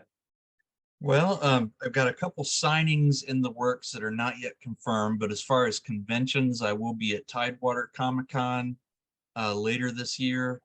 Unfortunately, I wasn't prepared to say exactly when it is, but I'll be at Tidewater Comic-Con. You can find them at tidewatercomiccon.com for the dates. That's in Virginia Beach, Virginia. So if you feel like spending some time at the beach and also coming to a Comic-Con to have to show me some coloring pages that you made, come on over. That would be fun. We can hang out. And as far as like following on the social media, it's Tunes with the Z, TOONZ by Troy on Instagram. That's the one I used more often than not, or more often than any of the other ones. I'm also just Troy Dongarra on Facebook. You can send me a friend request. I can't promise that I'm going to accept it, because there have been a couple that I've looked at and said, but for the most part, you're not, suspicious. I'll probably accept it. He And, accepted mine. He'll accept anyone's. Don't let him fool you. You weren't an African prince, so Yeah. Not yet. Nah, yeah, I was gonna say not that. yet. He's got a special announcement at the show. We'll Yeah. cover that. So. At the end of the show. Okay. May Well, 20 May I'll go 20th. and get those phone cards to pay you with, sir. I'll get you taken care of later. Kirby. May 20th and 21st is the dates of the Tidewater Comic Con. Very cool. Thank you, Kirby. See, you know my schedule better than I do. Good on you. And then, as we mentioned, in the current catalog under the Keen Spot selection for the February catalogs, they can get the pre-order the next issue of Kid Slapshot versus the Zamboni. And as he had said, the cover A often is the one to sell out. So that's the one you're probably going on a pre-order, but there's a lot of other awesome covers out there too. So you can check that out. And so including a Franco cover. There's actually two Franco covers. There's a regular Franco cover, and then there's a hollow foil Franco cover, which could be called the money grab cover, because I think they're asking for a pretty penny for that thing. But it's a really nice looking cover. It's gold and holographic and foily. I like it a lot. awesome. All right, as much as I would like this creator spotlight to keep going on, but we do have some more show and you do have a life to return to. This is the weekend, so you're not going to be hitting the drawing table, but instead you'll be spending time with the family and enjoying the weekend, off of the cartooning for the moment. But we were happy to have you here. We're excited to have you back anytime that you want to join. There might be a special something that we were talking behind the scenes that might be popping up under the feed. So just make sure to subscribe to the Crimson Cowl Comic Club on YouTube as well. But yeah, so thank you, Troy Dongarra. Because I heard him say it naturally, so I'm like, all right, I'm gonna go with that now from now on. But yeah, thank you for being here. It was excellent to have you. All right, thanks for having me. You guys do such a wonderful job. I really appreciate you. Thank you very much. All right, you guys have fun now. Take it easy. That'll do it for the Creator Spotlight. Let's move over to the weekly reviews. All right, let me just hit the old pause there. Okay. Awesome. That's a pretty good Comic Con. You got Michael Rosenbaum's going to be there, Adrienne Palicki, Oh, John Dak Morton. And then you're going to want to go because Dan Parent's there. yeah, he had just told me that because he goes, yep, I just got the confirmation that I'm going to be at the same convention as Dan Parent. So he goes, I'm going to have to, become good friends with him. So cool. And then I think there's going to be a special autograph appearance and photo op with an African prince, but we'll talk about that later. I've got a great C2E2, I think is the one that it was, Michael Rosenbaum story too. I might have told it already, but yeah. Long story short, when met him, he actually came up and shook my hand and patted me on the back, and the guy I was with was like, he's like, oh my God, he knows you. He was really impressed, but very nice guy. And I got to pretend that I knew him. Yeah, and the one time that I've been around him was at a Wizard World in Chicago, and there was an amazing Napoleon Dynamite cosplayer, and everyone was kind of huddling around this person, and it just it looked exactly like John Heater. I know John Heater's been at some of those cons and stuff too, but it was somebody dressed up as Napoleon Dynamite. We're all trying to get in there to take a photo and stuff, and who was taking a photo with Napoleon Dynamite cosplayer? None other than Michael Rosenbaum. So it's kind of cool that he was also in the middle there, and everyone's like, oh my God. Well, he was hanging out with John Heater actually at the con that I was at. Because we saw them once outside the con. They were just walking around the streets. I know he's been on his podcast and stuff like that, but yeah, so that's probably one of those where then he texted it over to John right away, being like, hey, what are you doing here in Chicago? Cool. All right. Well, that was still going. I'm going to do a safety save on the audio version, hitting record. We don't have too many weekly reviews, but I will kick it off here. David, you're taking one round for do you need for your stuff, you said? Or take a I'll do two? it all. It might, extend it a little bit, but I'll just clump it all together. Sounds good. All right. So let's get rolling. And here we go. All right. Welcome to the weekly reviews. I'm going to kick it off here with the Bone Orchard Mythos 10,000 Feathers. This is a non-spoiler review for the 5-issue miniseries.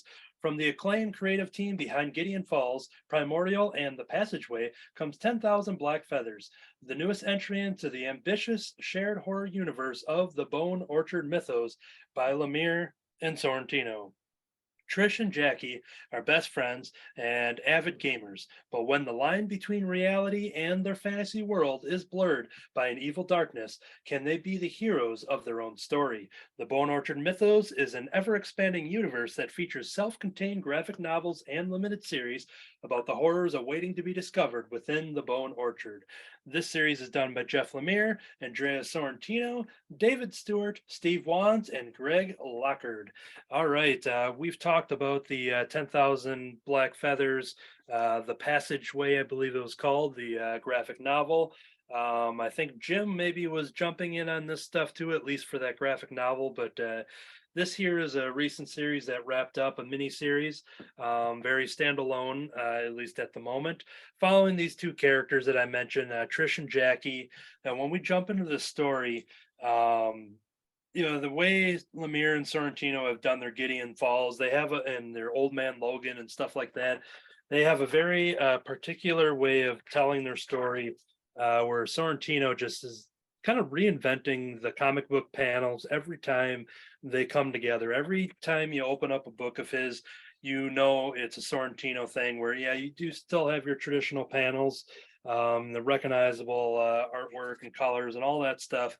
But every time they do a series, he just finds a new way to position these stories inside boxes and balloons and creating different shapes. And it's almost like creating maps and everything they do together is just they work so well, and that's why they've done so many things before this. But this story kind of dips back and forth between the present time where our characters are adults and the past when these characters have met each other as school children in like probably grade school. But this whole current timeline story is just dealing with the fact that one of these kids, something had happened in the past, and the other one is kind of returning back to the hometown after having some success as a writer. You see a lot of that being rooted in their childhood history, where they do bond over their creativeness. A lot of it stems from the writing as well as like the role play gaming, like and just doing that kind of stuff. So they do have a bond that way.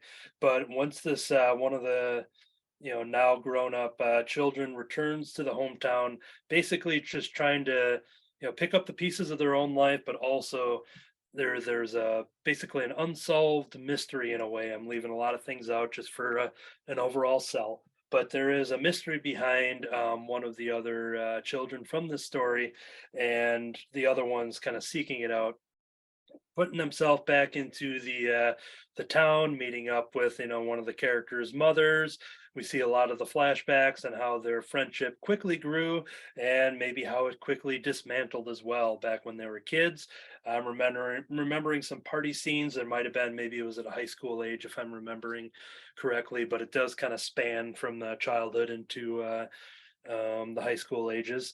And there's just this overall like narration and mystery of these 10,000 black feathers.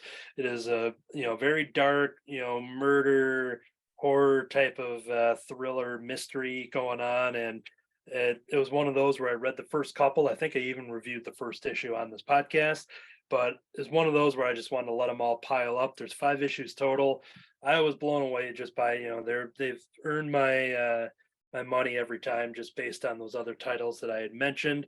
And I basically am going to be all in on the Bone Orchard Mythos for all the graphic novels and limited series that they have coming for the next several years. I know they had this massive plan that they were jumping into. But I wanted to give that spoiler-free review for anybody that's interested in kind of what I had mentioned there. There is a hardcover that is coming out in May, which does collect all 5 issues of this series. Once again, standalone from the other graphic novel that exists for the Bone Orchard, but they're very early on in this whole connected universe that they're building. So it's overall, it's never too late to jump into it, but this is kind of hitting the ground floor if you want to, get into this giant world that's going to be unleashed through the Bone Orchard Mythos. So that is 10,000 Black Feathers, issues 1 through 5, available this May in hardcover. All right, so we're going to jump over. Welcome our co-founder, co-creator, leader in Crimson Cowl Media, David Gloyd. Welcome back to the podcast. What do you have for us in this segment? Well, thank you. I wish I would have been back sooner. I was hoping to make the 250th, and that didn't work out. As all of you know, but most of our listeners don't know, I've recently gone through some medical things, having fought and survived colon cancer. And so that's all happened, I think, since the last time I was on here, where we talked about converting Crimson Cowl Comics and Collectibles over to Crimson Cowl Media, and some other things that we had going on with that. Now, of course, with the medical things going on, it's put some delays in some things. We started the free online anthology series, Tales from the North. That's more other David's thing, but I've done some writing and some editing and things like that on there. We've got 3 stories on there so far. We're about to put the 4th one up. One being what was supposed to be a kind of holiday special that waited till February to get to put on. But we're working on our other things. Currently writing a mini series, Revenge of the Atomic Alien Zombie, which is there's a whole history behind that story. But that is still continuing on. We have some other things going on. I started writing what will be a much longer story called Realm Runners, and I have my daughter is actually going to co-write that with me, and then David should be doing the art for that. We're hoping that will be released in volumes in graphic novel form. And there's a variety of other things that we have going on. One of them is meant to be kind of like this free introduction. I have a number of characters, things that I want to do that I thought it would be really cool, if they had a longer history, like, so many comic books that have been around for 50, 60, 75 years, whatever. So one of the things that we have coming up that will be available on our website will be Golden Age Adventures. And this will be kind of an anthology series also, where we'll take various characters that we have that we're working on doing future stories with and things like that. But we're going to introduce them in stories set in kind of a golden age kind of environment, putting back like, late 30s, 40s, and introducing them that way, because we thought that would be kind of a cool way of kind of introducing some of the characters into the Crimson Cowl Media universe. And so because of that, I've been doing a lot of research on Golden Age stuff, and this is where we get into comic reviewing finally, because I wanted to be a little bit more authentic. So I've been going back and reading some of the actual Golden Age stuff I've got. Now I've got a lot of Golden Age kind of stories, some Justice Society, All-Star Squadron, things like that are written more recently, but set in the Golden Age. But I've actually been going back to the authentic Golden Age stories, things like the Golden Age Flash, and of course, the Golden Age Superman. I've got the first 2 volumes of Golden Age Superman. So I've been doing a lot of reading on that. Pardon the dogs in the background. So it's a little difficult to review a couple comics when I've just been reading all this stuff lately. But it's been interesting because I want to give something that I'm working on the feel of being in the Golden Age.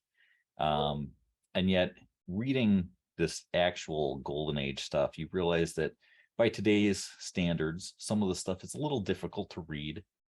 And so I'm really working on, okay, how do I make it feel like Golden Age stuff without feeling like Golden Age stuff, and so I've been reading all that authentic Golden Age stuff, really as research for it.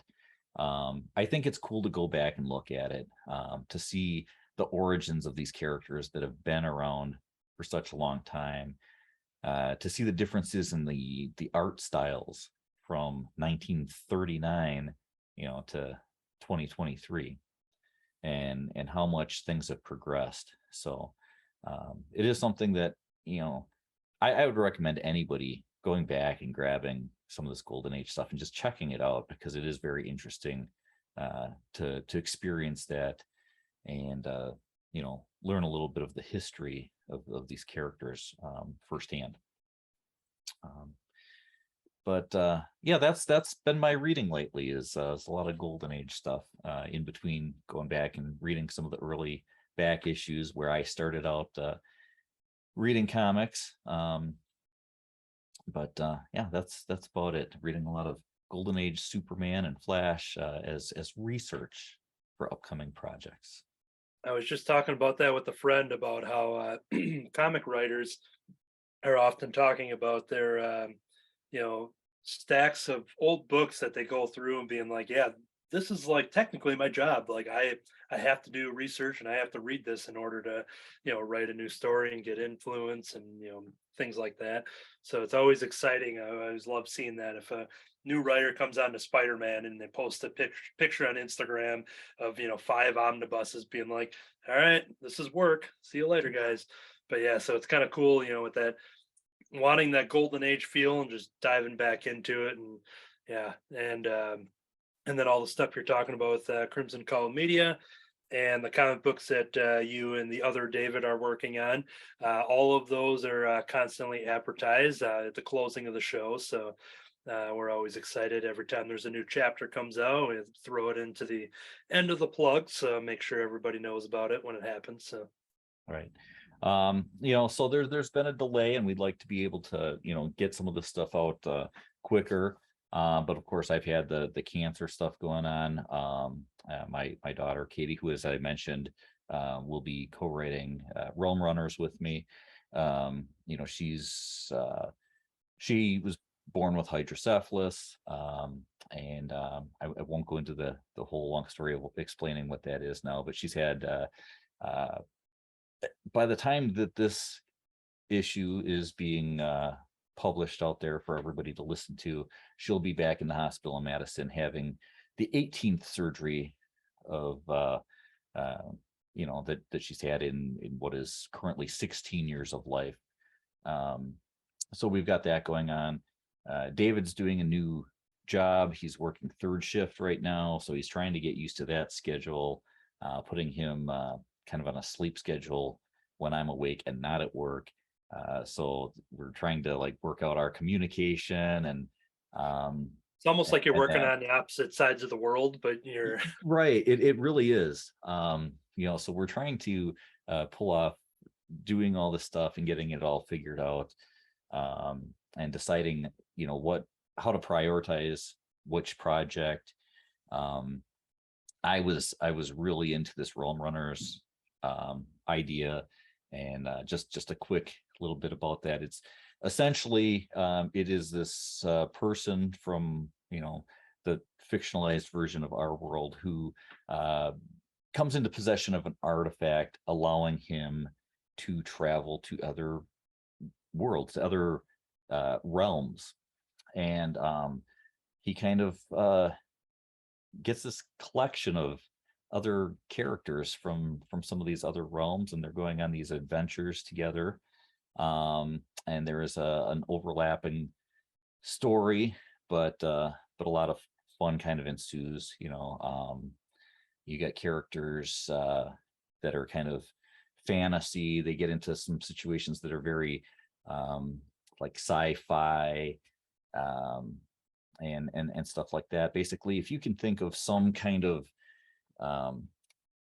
book, some Lord of the Rings or Flash Gordon, or just so many of these other things, they're able to travel to worlds where everything is like that. And in some of the cases, they kind of get new members of their little group that are from some of these worlds, and they go on and experience other worlds together. So it's kind of a fun thing that mixes a lot of different genres.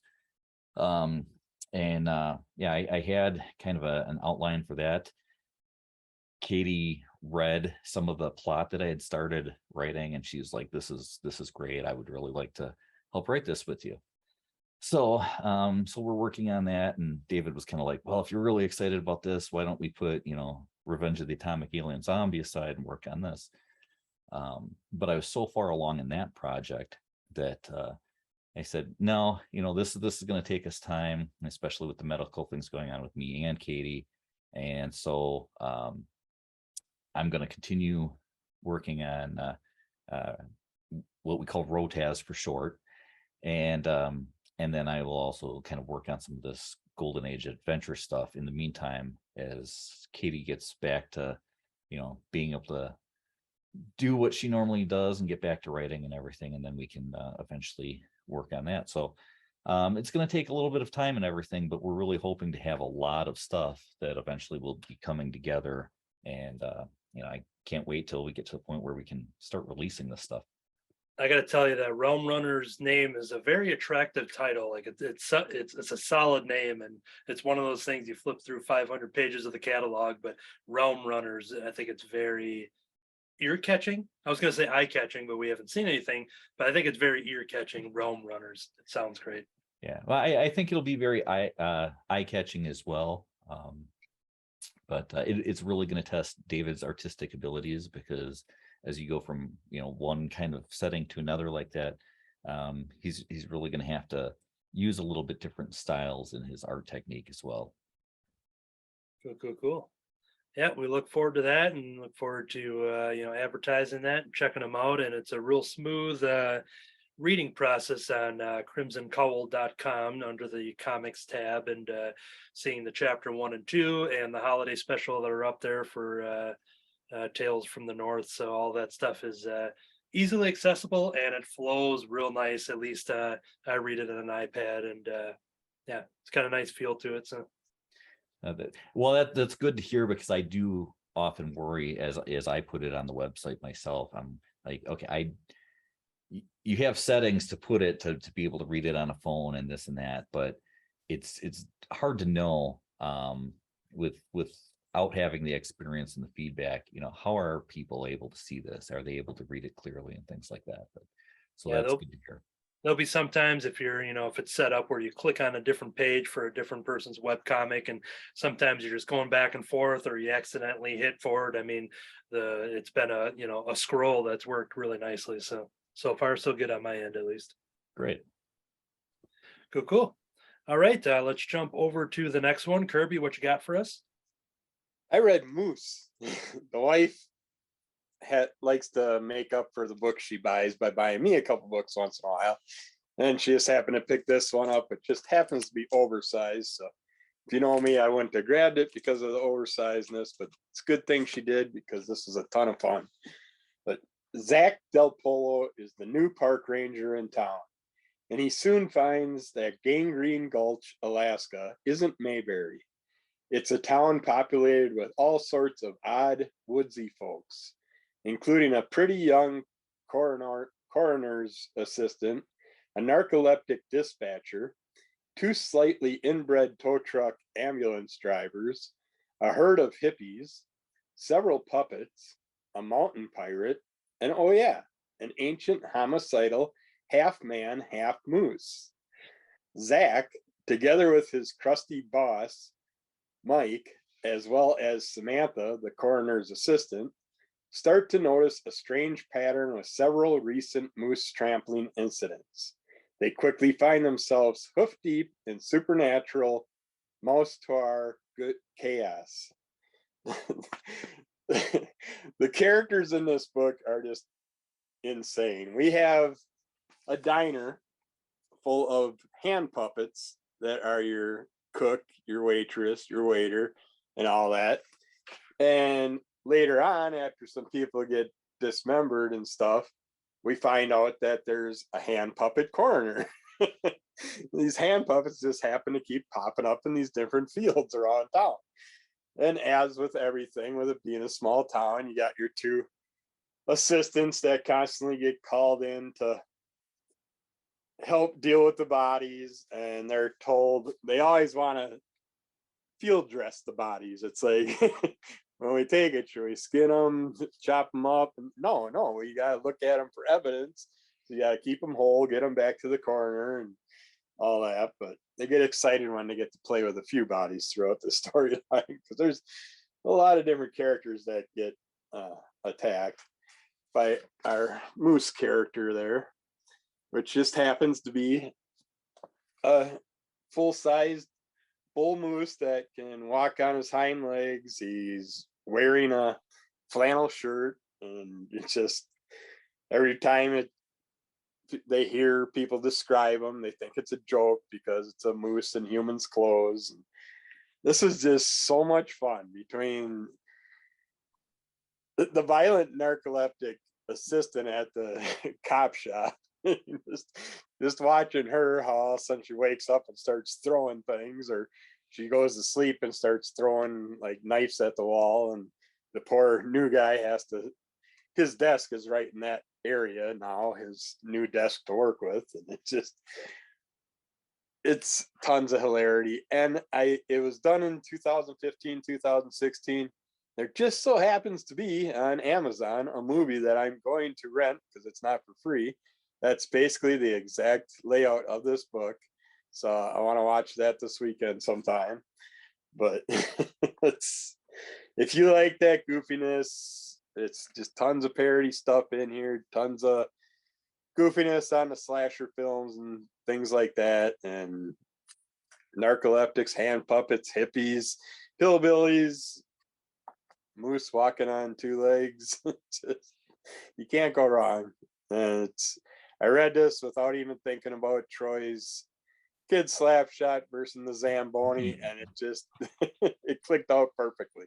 Well, that's exactly what I thought of when you showed the cover. Yep. That's I didn't even read that book that the copy that he sent us until after I read this, and I'm like, well, that's gonna work out perfect. And all I thought was Moose from Archie Comics, the guy that's always like, dun. Yeah. Oh, and this is by the Carpenter brothers, Lucas Elliott, and it looks like Tundra Comics did the books. So Cool. ton of All fun. right. And I think it's back to me here, and I think I've got it here. Yes, it is. Speaking of Archie Comics, my next title here is Betty, the Final Girl. Veronica has invited Betty to her luxurious mountaintop chalet for a cozy weekend of skiing.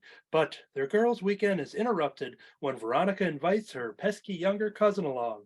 It's made even worse when she heads out to run an errand in a snowstorm.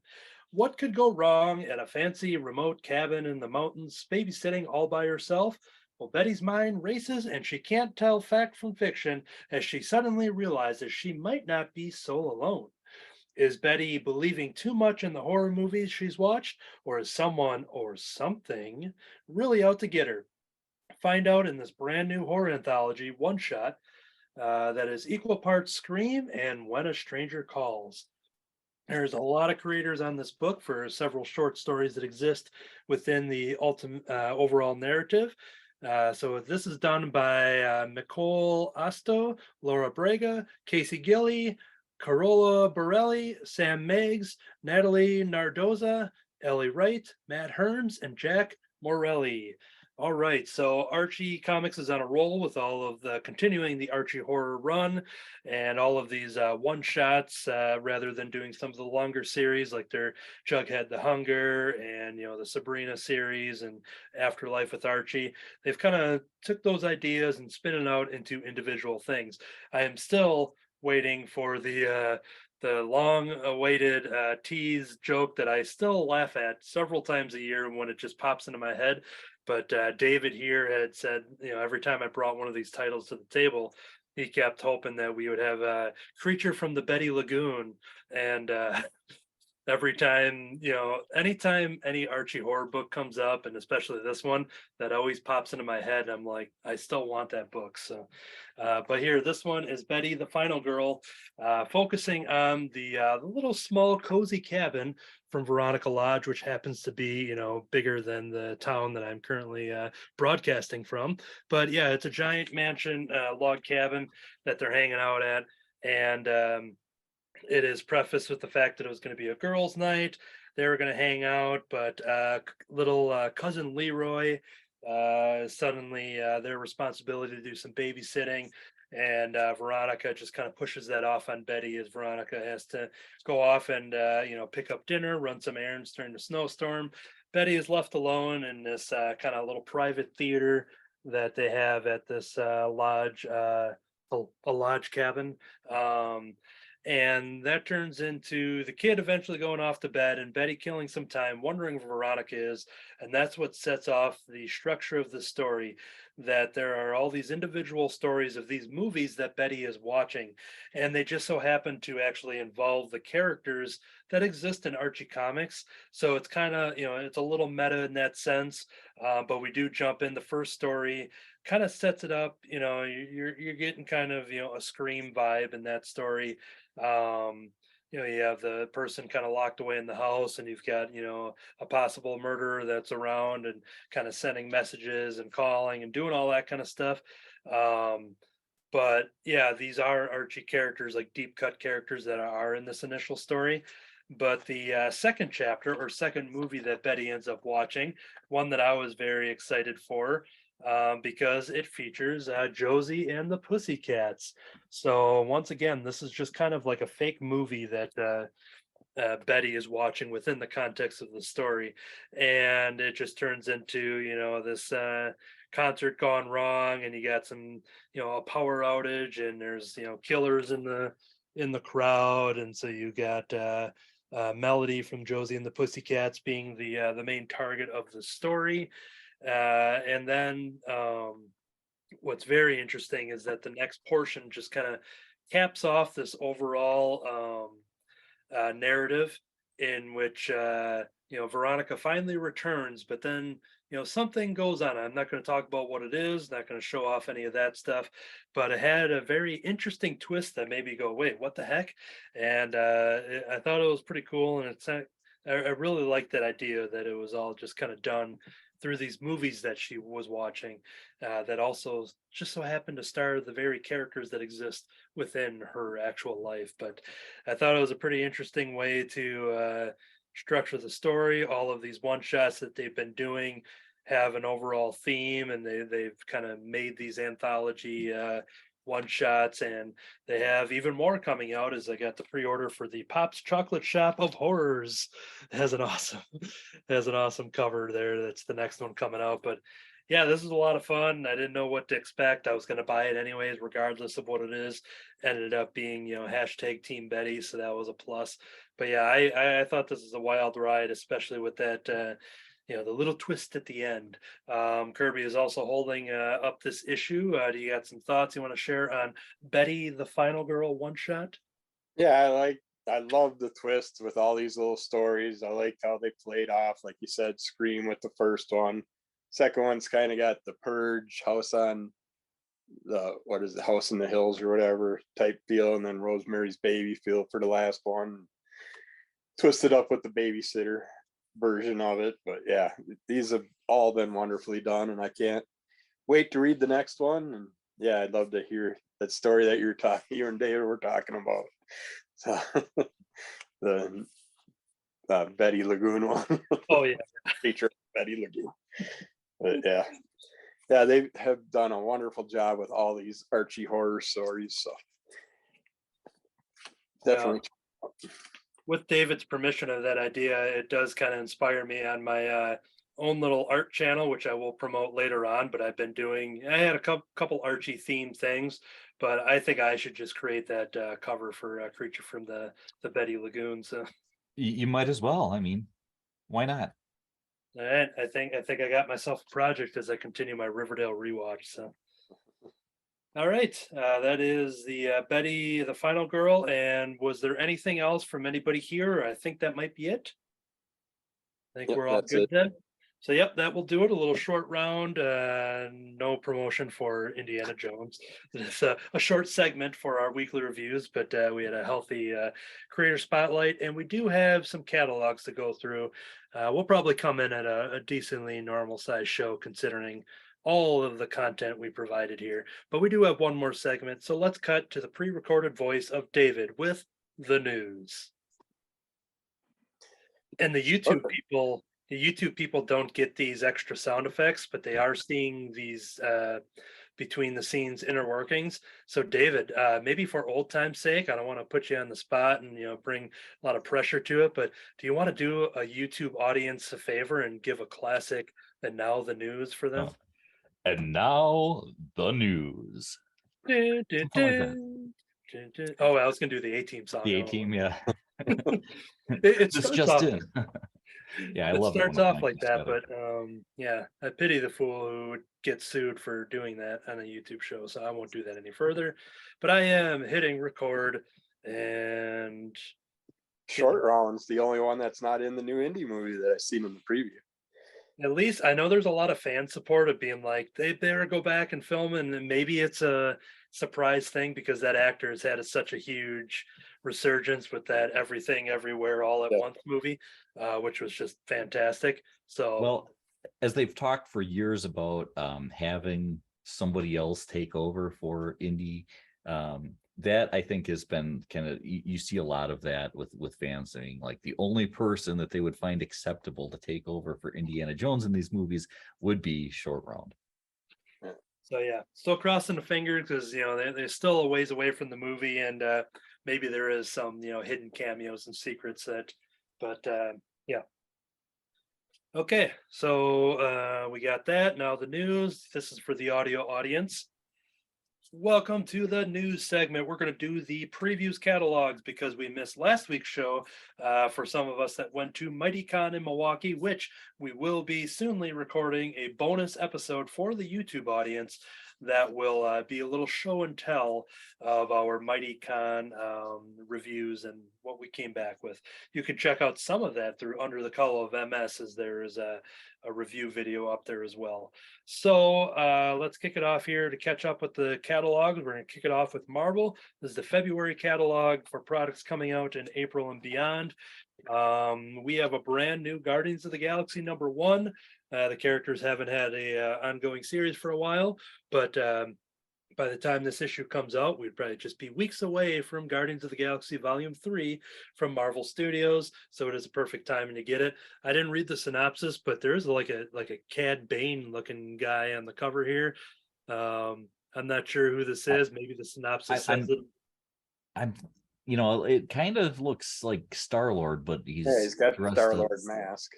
Yeah. Yeah, the way he's kind of shrouded there, he's very kind of mysterious kid, the way he's tipping the cap and everything. So but yeah, I'll give that a shot. I have the majority of the Guardians comics, and it has been a while, and I'm gonna want to be hooked on a feeling by the time I hit up that movie in theater. So Guardians of the Galaxy #1 coming this April. David, is there anything that you have to recommend from the catalog for February? But I just go with the old standby. If it's in there and you like it, buy it. There you go. Buy one of everything. was gonna say, Jim went is that away, or offer- else we'd ask him what the that amount would be. Is that offer still available? That you would do that, open up the account one last time if somebody were to buy one of everything? Is that still an option? I'd find a way to make that happen. Okay, so you heard it here, folks. All right, let's jump over to Kirby. What you got from Marvel? Sticking with the Guardians, we got Rocket Raccoon, Marvel Tales #1 one-shot. The Yes. fiery furball known as Rocket Raccoon shows he has what it takes to one day be a guardian of the galaxy as we celebrate the legacy of the House of Ideas with Marvel Tales. This anthology series shines a spotlight on fan favorite characters, featuring timeless stories and highlights some of Marvel's most impressive talent from the past 8 decades.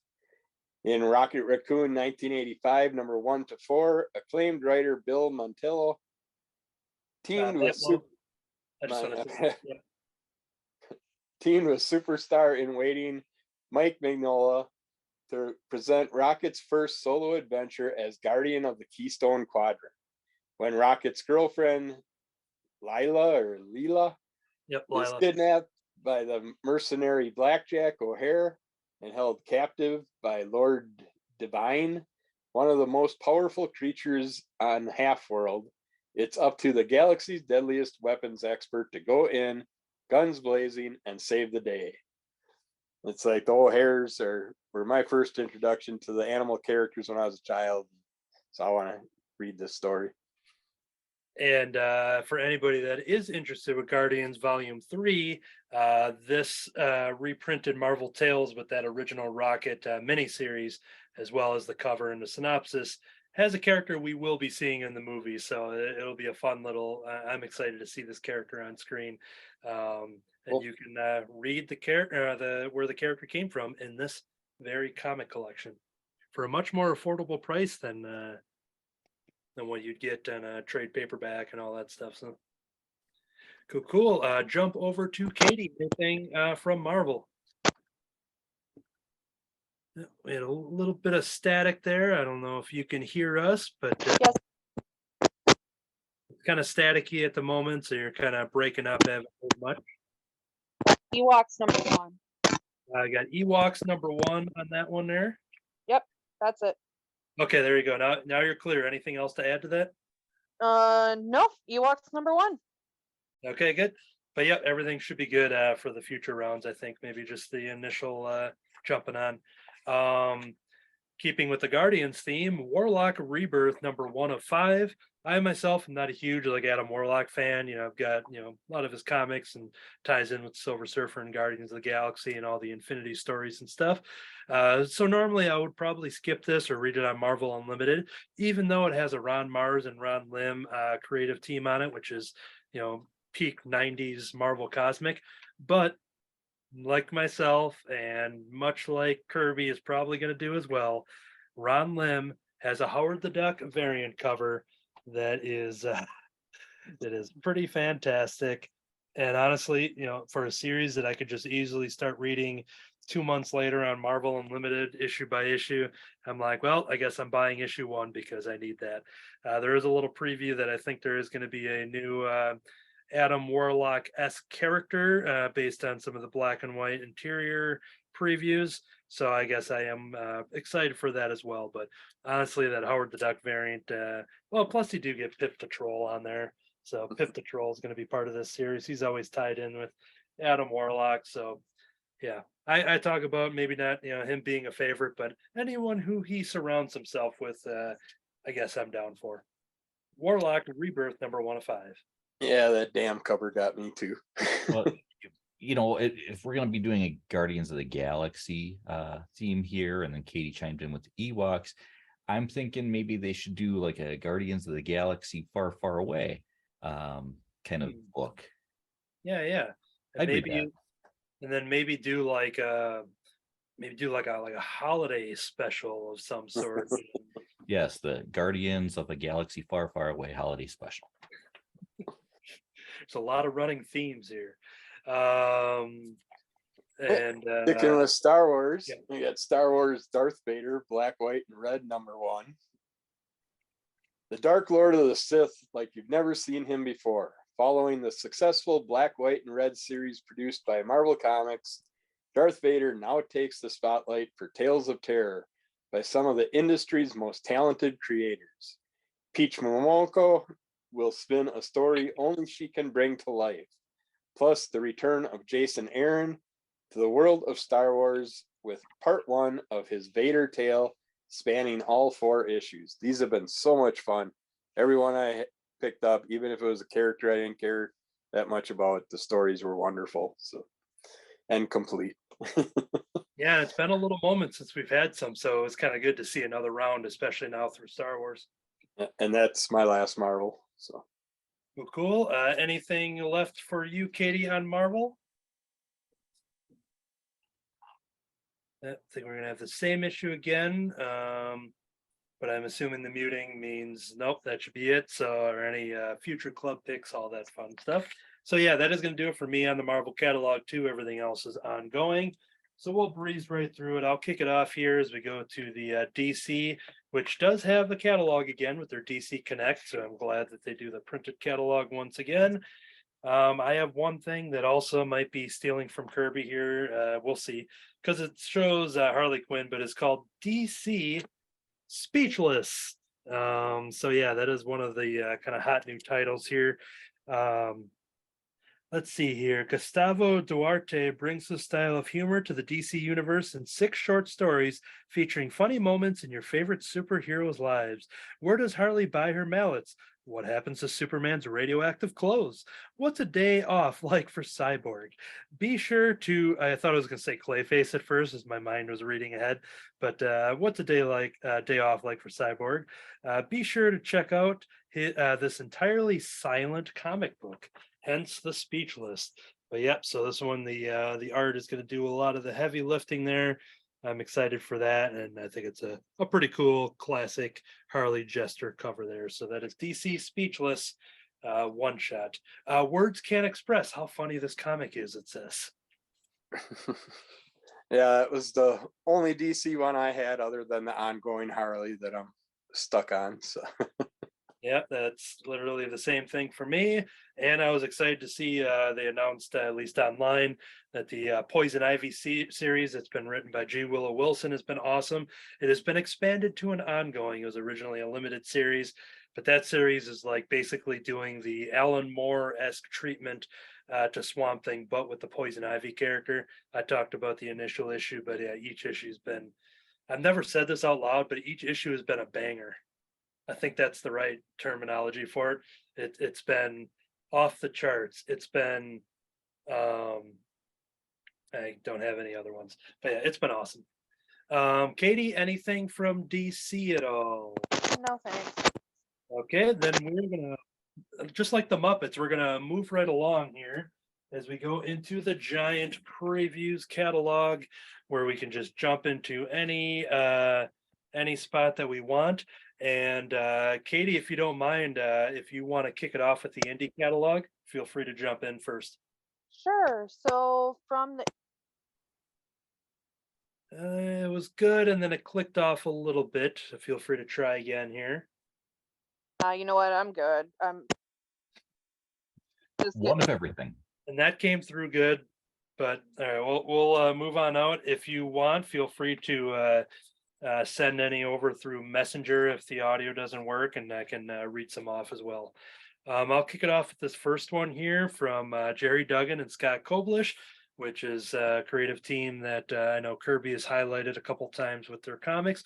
This is the ginormous, I should have just let Kirby do this and butcher it instead of me. The ginormous Kokju. It's like kaiju, but it's like Kokju. I don't want to say the other way that you could say that word, but I'll just say here it is.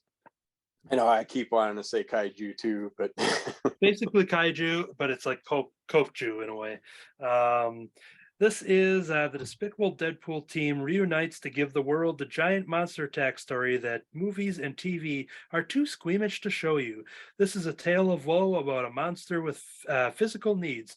It needs a restroom. It needs food too. And, most unfortunately, it needs sexual satisfaction. The only thing standing in its way are the men and women of science. We're proudly flying our M rating for violence and gore, sexual situations, nudity, because yeah, we've all been waiting for that kaiju nudity book to come out. I'm suddenly And- thinking the pronunciation that you didn't want to say might be the correct pronunciation. Yeah, honestly, now that I see that, I think that would have been the correct one. Apparently, turds, comedy, drama, and that is in there. I was doing that naturally, but they go drama and some very tasteful swearing.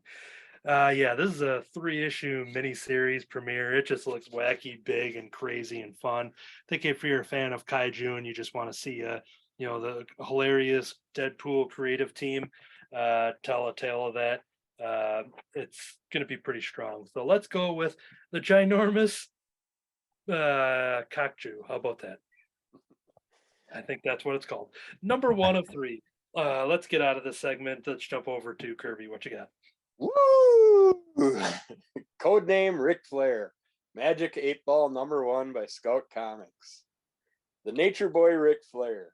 The Rolex wearing, diamond ring wearing, kiss stealing, wheeling dealing, limousine riding, jet flying, son of a gun who is regarded by many as the greatest professional wrestler of all time, finally has his own comic series.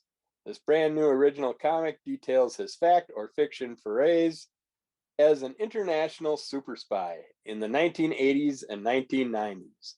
The series purports that Flair, who did in fact travel around the world for wrestling matches, was also a secret agent for the US government, using his persona as the ultimate wrestling heel as the perfect cover. Codename Ric Flair Magic 8-Ball follows one of Ric Flair's missions in the late 1980s. That just sounds like a ton of fun, giving him that spy persona with the wrestling. And I always liked Ric Flair, so give me him, Dusty Rhodes, any of those old timers, I'll read it. Excellent. We can try again if you'd like, Katie, but if I don't see the mute go off, I will continue then just to make sure the connections are right. So I will move on to the next one here. I was excited for the Dark Horse catalog here because the Great British Bump Off, #1 of 4, an Agatha Christie style murder mystery set in the world of English competitive baking from Giant Days, John Allison and Max Sarin. That is the big sell for me. When she enters her country's most beloved baking competition, Shauna Wickle's goal to delight the judges, charm the nation, and make a few friends along the way. But when a fellow contestant is poisoned, it falls to her to apprehend the culprit while avoiding premature elimination from the UK bakery tent and being the poisoner's next victim. The Giant Days creative team, I've talked about John Allison and Max Sarin many times. This is a mini series, the Great British Bump Off. I am all on board for that. So check it out. Kirby, what's next for you? Fearless Dawn Cold, #1 one-shot by Asylum Press. After the Battle of Alamo Prison, FD Chiba finale, Fearless Dawn Chiba finale, Fearless Dawn finds herself in a cold and desperate land. Events literally and figuratively go sideways in this latest installment of Fearless Dawn. And you should see what happens to One-Eyed Hans. Fans of Dave Stevens, Betty Page, The Goon, The Good Girl, Bad Girl comics will love this book. They've been doing a wonderful job the past year and a half with the Fearless Dawn shorts and one-shots. And there's a ton of fun looking back at the old Nazi days and parody, them up with zombies and all that. So Cool. Over at Birdcage Bottom Books, which is just a eye catcher right there, there is something that I've been doing a lot of research beyond this catalog. It is called The Cola Pop Creamies opening act graphic novel from Desmond Reed. Dramedy has never looked so squiggly. The Cola Pop Creamies opening act is the debut graphic novel by Desmond Reed and features 7 stories starring the 5 members of the part of the eponymous, I don't know, Hip Hop Anonymous psychedelic rock band, the Cola Pop Creamies. Laugh and cry as you witness Ralph Jonathan, that is one name, Ralph Jonathan, Mona Gertrude, Gil Christopher, Henrietta Susan, and Wallace TJ tackle depression, anxiety, trauma, family, heartbreak, jobs, parents, memories, addiction, drugs, alcohol, stress, comics, obsession, loss, creativity, music, school, unrequited love, mental health, existential sadness, and more. This is something that's $15 for 240 page black and white graphic novel, The Cola Pop Creamies. I did a little homework on the creator of Desmond Reed, and I see he puts out a lot of comic strip like web comic stuff for free through his Instagram page. I realized that there is a current Kickstarter that is combining with a bunch of people from the Birdcage Bottom Books. They have another thing called Steady Rolling right next to it. I don't know if they're part of the Kickstarter or not, but you can get this same product through a Kickstarter, including some buttons with these characters and a bunch of other goodies and things like that. And I've been really kind of intrigued by the style and this debut graphic novel. So yeah, this one might be it's in the cart right now, but I think I might have to check out the Kickstarter and maybe get it through that way. But yeah, I'm very intrigued by Desmond Reed and his comics and his style. So that is the Cola Pop Creamies from Birdcage Bottom Books. Kirby? This one, I'm sure everybody's going to buy multiple covers. We got Kid Slapshot versus Zamboni. Number one shot by Keen Spot Entertainment.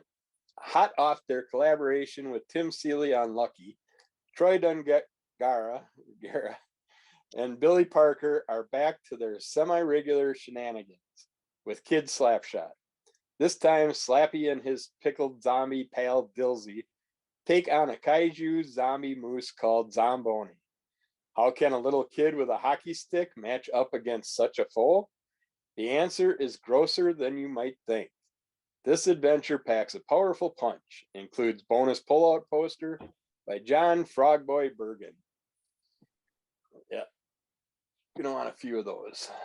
For anybody watching the YouTube, they've had a theme with Troy Dongarra comics where they have these pull-out posters, which I've got presented right here. So it's cool to see that theme going on. It's an awesome thing to add to your list there.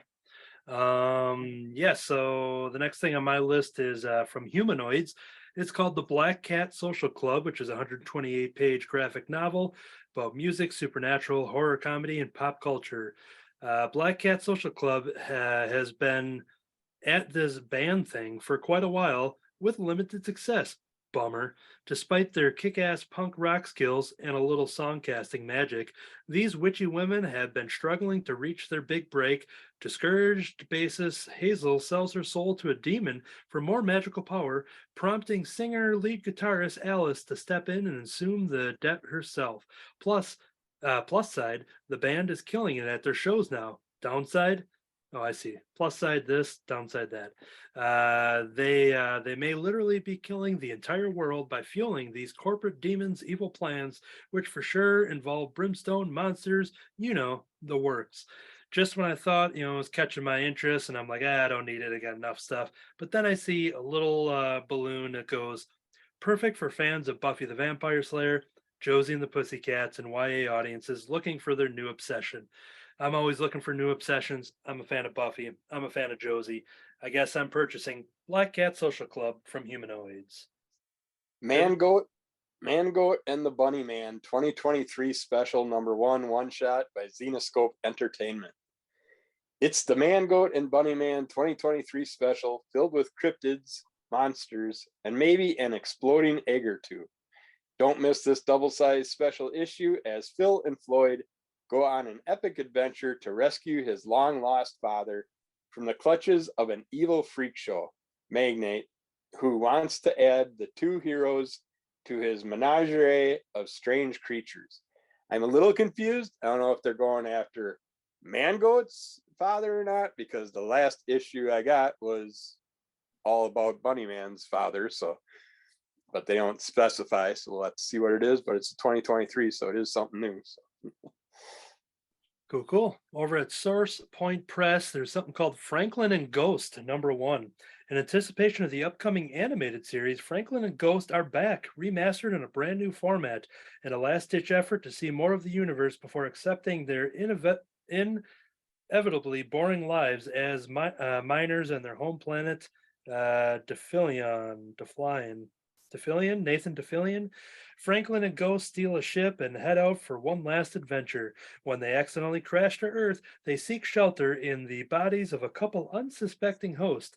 Hell-bent on having a good time, they start a rage-filled quest, putting them on a radar of galactic police forces. I don't know much about this. It must have been it's a remastered thing.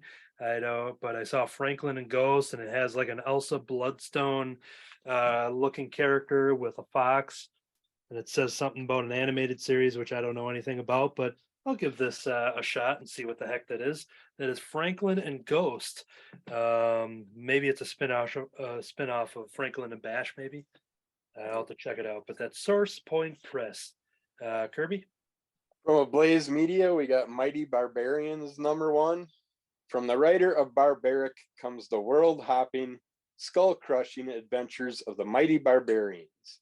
They're barbarians. They loot, they plunder, they conquer. That's what they do. And they do it alone, until now, when an unstoppable force starts consuming one world after another. Sorceress Morgan Le Fay uses her magic to assemble a team of skull-cracking warriors who must somehow work together to save all of existence. There's the young trickster Anansi, Viking shield maiden Burka, the shape-shifting Nanook, and their leader, heir to a fallen kingdom, and mightiest of warriors, Cowl. Though their alliance is uneasy, they will do whatever it takes to cut the heart right out of their mutual enemy, leaving a path of ruin through everything and everyone that stands in their way. Before the Avengers, the Justice League, the X-Men, before it all stood the mighty barbarians. They did such an awesome job with the Barbaric series, so I'd love to see what they're going to do with this. Cool. Yeah, and I think I'm nearing the end here. One thing I will advertise from the Archie comics is they got several things, so I'm just going to go ahead and say, yep, I'm just a blanket ordering of the Archie comics products. But the one thing I will set up here is the return of Money Shot from Tim Seeley. Speaking of Tim Seeley again, Vault Comics has Money Shot Comes Again, #1. When the giant ass space jellyfish who run the ordered universe arrive on Earth, the porn stars come science explorers must put away grudges, crushes, and side hustles to once again take 1 or 2 or 3 for the team. An epically sexy new arc begins, which takes aim at dumb billionaires and bad optics, and guest stars a legendary underground comics heroine. New artist Giselle Legace puts her sexy spin on the book. I was a fan of Money Shot in its initial run. I'm glad to see it's coming back in a new form. New #1. Yeah, Money Shot's pretty ridiculous and good. More good fun from Tim Seeley there, but this one is definitely for the very, very mature audiences and fans of Tim Seeley. That was it for my picks, so feel free to take us home with whatever's left there, Kirby. All right, speaking of somewhat mature, we got Mirka Andolfo's Sweet Paprika, Black, White, and Pink #1 one-shot by Image Comics. Infernum Press, Sexy CCO, created by Harvey Award-winning superstar Mirka Andolfo, returns with some all-new stories for a special in Black, White, and Pink, a selection of fun and spicy adventures set within the Sweet Paprika universe, presented by an outstanding array of talent from across the comics and entertainment industry, including Katana Collins, Stepan Sejic, Retsu Tateo, Kim Karzan, or Krizan, Steve Orlando, and more. So it's in that format, so I want to check it out. I don't know much about the Sweet Paprika run, but the little teasers I have checked out were enjoyable. Other than that,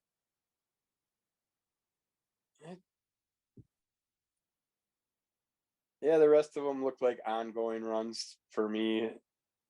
So I guess, well, we do have Well, actually, this is probably one that you mentioned. Well, no, it's not an Archie. I was thinking it was, but it's Ziltoid the Omniscient. You didn't talk about that one, did you? Nope. By Opus Comics. From the mind of Devin Townsend, one of the most colorful and prolific musicians in heavy metal, comes the bizarre and whimsical Ziltoid the Omniscient. Witness the rise of the Ziltoidian tasked with keeping the coffee flowing, or else. Or else what? Or else space-time collapses, and coffee can be found in only one place in the universe. Earth, of course. 30 pages of the strangest stories, but these musician ones were a blast, so I'm going to check it out and see what it's about. But that should do it for me. Cool. All right, and that is going to do it. Make sure to check out those catalogs. Get your pre-orders into your local comic shop, your online retailers, wherever you get your comic books. The catalogs and the pre-orders are very important for everybody, not only the shops that you buy them from, but as well as the creators and the publishers to see, to make sure that you want the books that they are advertising, and to ensure that it will be in your pull box or your mailbox and wherever you get your comic books. So check out the entire catalogs, because we cannot cover them all here, but those are just some of the highlights. We're going to breeze through these plugs here to wrap up this extra size show. Troy Dongarra, tunesbytroy.com. That's tunes with a Z. Check it out for all the information and some coloring pages, and how you can contact Troy Dongarra and check out those comics that we advertised. And you can check them out at some upcoming conventions near you. Happy Astronaut, happyastronautcomic.gumroad.com. Creator Matt Fife was on the show a couple weeks back alongside Matt Rogers. They created Happy Astronaut. They recently revealed after our podcast that they had landed a deal, and they are going to be in the new catalog coming this summer. We'll have information, and we're going to get them back on the show. But Happy Astronaut has been picked up by a publisher. Very exciting. I don't know if they've announced the publisher, so I'm not going to say it here, but they announced it, and it's going to be a brand new Happy Astronaut #1, and it's going to be in color, and you can follow their journey as they are moving on from the lowly podcast of Crimson Cowl Comics, and now going above and beyond. And now I have to talk to their agents just to try to book them on the show. Got to pay for selfies at conventions. I think even Matt Fife's wife is going to have to start paying just to get a picture with her own husband. They're going to break it out into big success. But otherwise, check out happyastronautcomic.gumroad.com if you want that original Happy Astronaut comic, and get it slabbed and before the big movie comes starring Tom Hanks. CrimsonCowl.com has many free comics. Tales from the North, a free ongoing anthology series created by David Gloyd II. It is a dark fantasy comic based on the setting of his RPG campaigns. Chapters 1 and 2 available now, as well as a winter holiday special. And co-founder here of the Crimson Cowl, David Gloyd, mentioned that there's many more things in the works. So check out crimsoncowl.com for all the creative stuff happening with Crimson Cowl Media. If you want to email us in the future for any questions or comments, crimsoncowlcomicclub@yahoo.com. We have a YouTube page. Just search Crimson Cowl Comics or Crimson Cowl Comic Club or Crimson Cowl Media. You'll find us on YouTube. We'll soon be recording a MightyCon 2023 recap special episode that will have myself, Kirby, and Eric talking about the adventures we had at MightyCon in Milwaukee, and that will be exclusive to the YouTube page, as well as a bonus episode beginning a series featuring the discussion about the original run of the Hellboy comics, kicking off with the Seed of Destruction. So we are in the works of making those plans behind the scenes. There'll be some bonus content for the YouTube page, and there might be something else to tease down there in the near future. The Crimson Cowl, all one word, on Instagram. Not much activity going on there, but you can still follow us on there. The Crimson Cowl, all one word. And then, of course, Crimson Cowl Comic Club on iTunes. And subscribe and like and share and rate and review, all of that fun stuff. Kirby has a spin-off podcast, which is Under the Cowl of MS.